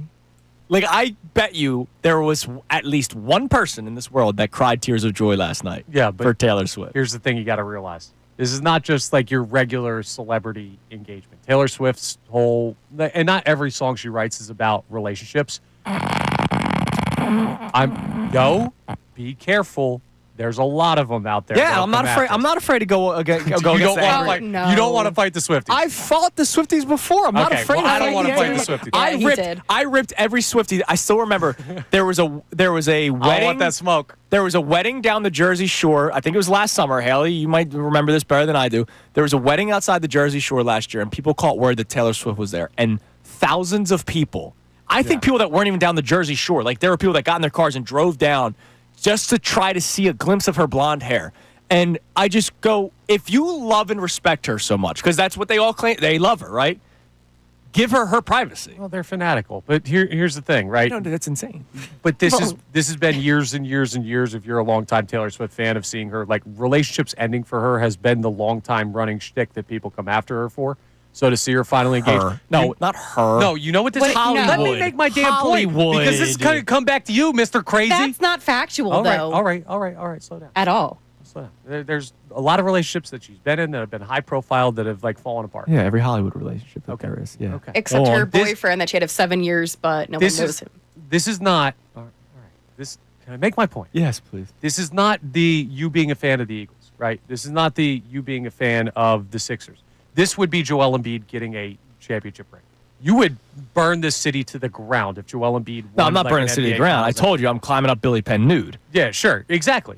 Like, that's what it is. It's the trial and failure. Well, and that's why I said we are all Swifties, just in different topics. Right, so you can understand that. Yeah, but, like, I don't know. Like, I just, when I heard on ESPN overnight, I forget who said it, and I apologize. I don't know if it was like a replay from Amber and Ian. I forget what it was. And whoever it was, she said, "This is our royal wedding." And I'm just like, really? Like, I mean, kind of. I'm not, I don't care. Yeah. I don't care. I know you don't. I'm happy for them. I'm not, I don't care. Heavily invested, but I get it. I understand why people care. Hey, she's one of the most famous people on the face of this planet. Yeah, no, she is. And he's not exactly nobody. And this is something that people have been speculating on for, like, When was the last time you thought, oh, will they get engaged about another celebrity couple? Maybe you realize when it happens, but this has been talked about everywhere. Do you know who you're talking to? I don't think about that stuff at all. You don't think about any of this, so this is not for you. But that's why I'm asking the question why people care. And I tried to explain. This is their Joel Embiid. And I can clap back some things that I don't think are logical. Can I tell you something? Yes. I think it's a little bit crazy for people to get that emotionally invested. I think you can be happy, but when it comes to people posting videos of them crying at work and freaking out, it's weird. Oh yeah, it's nuts. But it's that's weird. Now I did call somebody after I found out and said, "Oh my gosh, did you see this?" But I didn't cry. Say I don't think that's even call worthy. I don't. Nope. I didn't mention it. I was waiting to see if my wife would bring it up, and she didn't bring it up. No, whatever. But all right, I get it. We have a please get back to the Sports Talk YouTube comment. So what do we got on the text line? Give us one more text before we get to the key three. So this text is actually calling out Bill Colarulo from Unfiltered. The Phillies are what they will be right now, which is not a World Series winning team. And would someone please make Bill understand that? Well, text Bill at 2:00 today on Unfiltered. But I get what you're saying. Like I listened to Bill yesterday. I was driving around. I got the fresh cut. Coop got the fresh cut, vacation cuts, you know? Nice. You need that. I definitely needed it. And I was listening to Bill, and I heard him say, I'm not going to overreact to one game. And fair. But, like, don't tell me not to overreact. Now, he didn't, in fairness. But there are obviously people that do that. Like, don't overreact. It's just one game, which is why I set the rule today at the beginning of the show. You can't say that today. Because when you drop the first two games in the fashions that you had, a blowout loss and a blown lead and a walk-off to Brandon Nimmo of all people. I freaking hate that Brandon Nimmo. Like, I'm going to feel a certain type of way today, and nobody can try to make me feel better this morning. Yeah, I think there are very few times in a baseball season, because this is just a Phillies conversation. Eagles, we know, is totally different. Like, different sports calendars change. But there are very few times in a baseball season where there is warranted overreaction. And it's normally late in the season. It's normally in a divisional race, and it's normally in a situation like this. But I don't even think this is overreaction. Well, no, I'm just saying. I think this is fair reaction, talking about whether or not this team has the makeup. Like Kevin Negandhi, he's not an overreactor. He's Mr. 6 o'clock Sports Center. He's straight up questioned whether or not they have the mental fortitude to win big games like this. Right. I'm not talking necessarily about our conversation or Kevin Negandhi's conversation. I'm talking about Jimmy from South Philly, who's going to text in today and say, fire this team into the sun. Right. They can't win anything. I think this is a situation where normally I'd push back against those people. No, that's warranted today because of what that team has put on the field up at Citi Field. All right. Time now for the Kincade Salciunas Key 3 best minutes from today's show. Now, the Kincade Salciunas Key 3, today's best. Because last night was another one of those games where you just watched a team outplay you, a team that you're better than. This is one of those cases where a team clearly has your number. I don't want to hear anybody tell me not to overreact to one game today. There's laws on this show today, Connor. There are rules on this show today, and I need everybody to follow those damn rules today. I do not need to hear any of you tell me not to overreact to a single game in August, because it is August. I do not need any pom-pom shakers to tell me they're fine, they're a good team, they're a better team, because you know what? I say all those things too. But a night like last night, when you had a chance to bounce back after that 13-3 performance where you just got embarrassed in game one, you did not follow up with a win.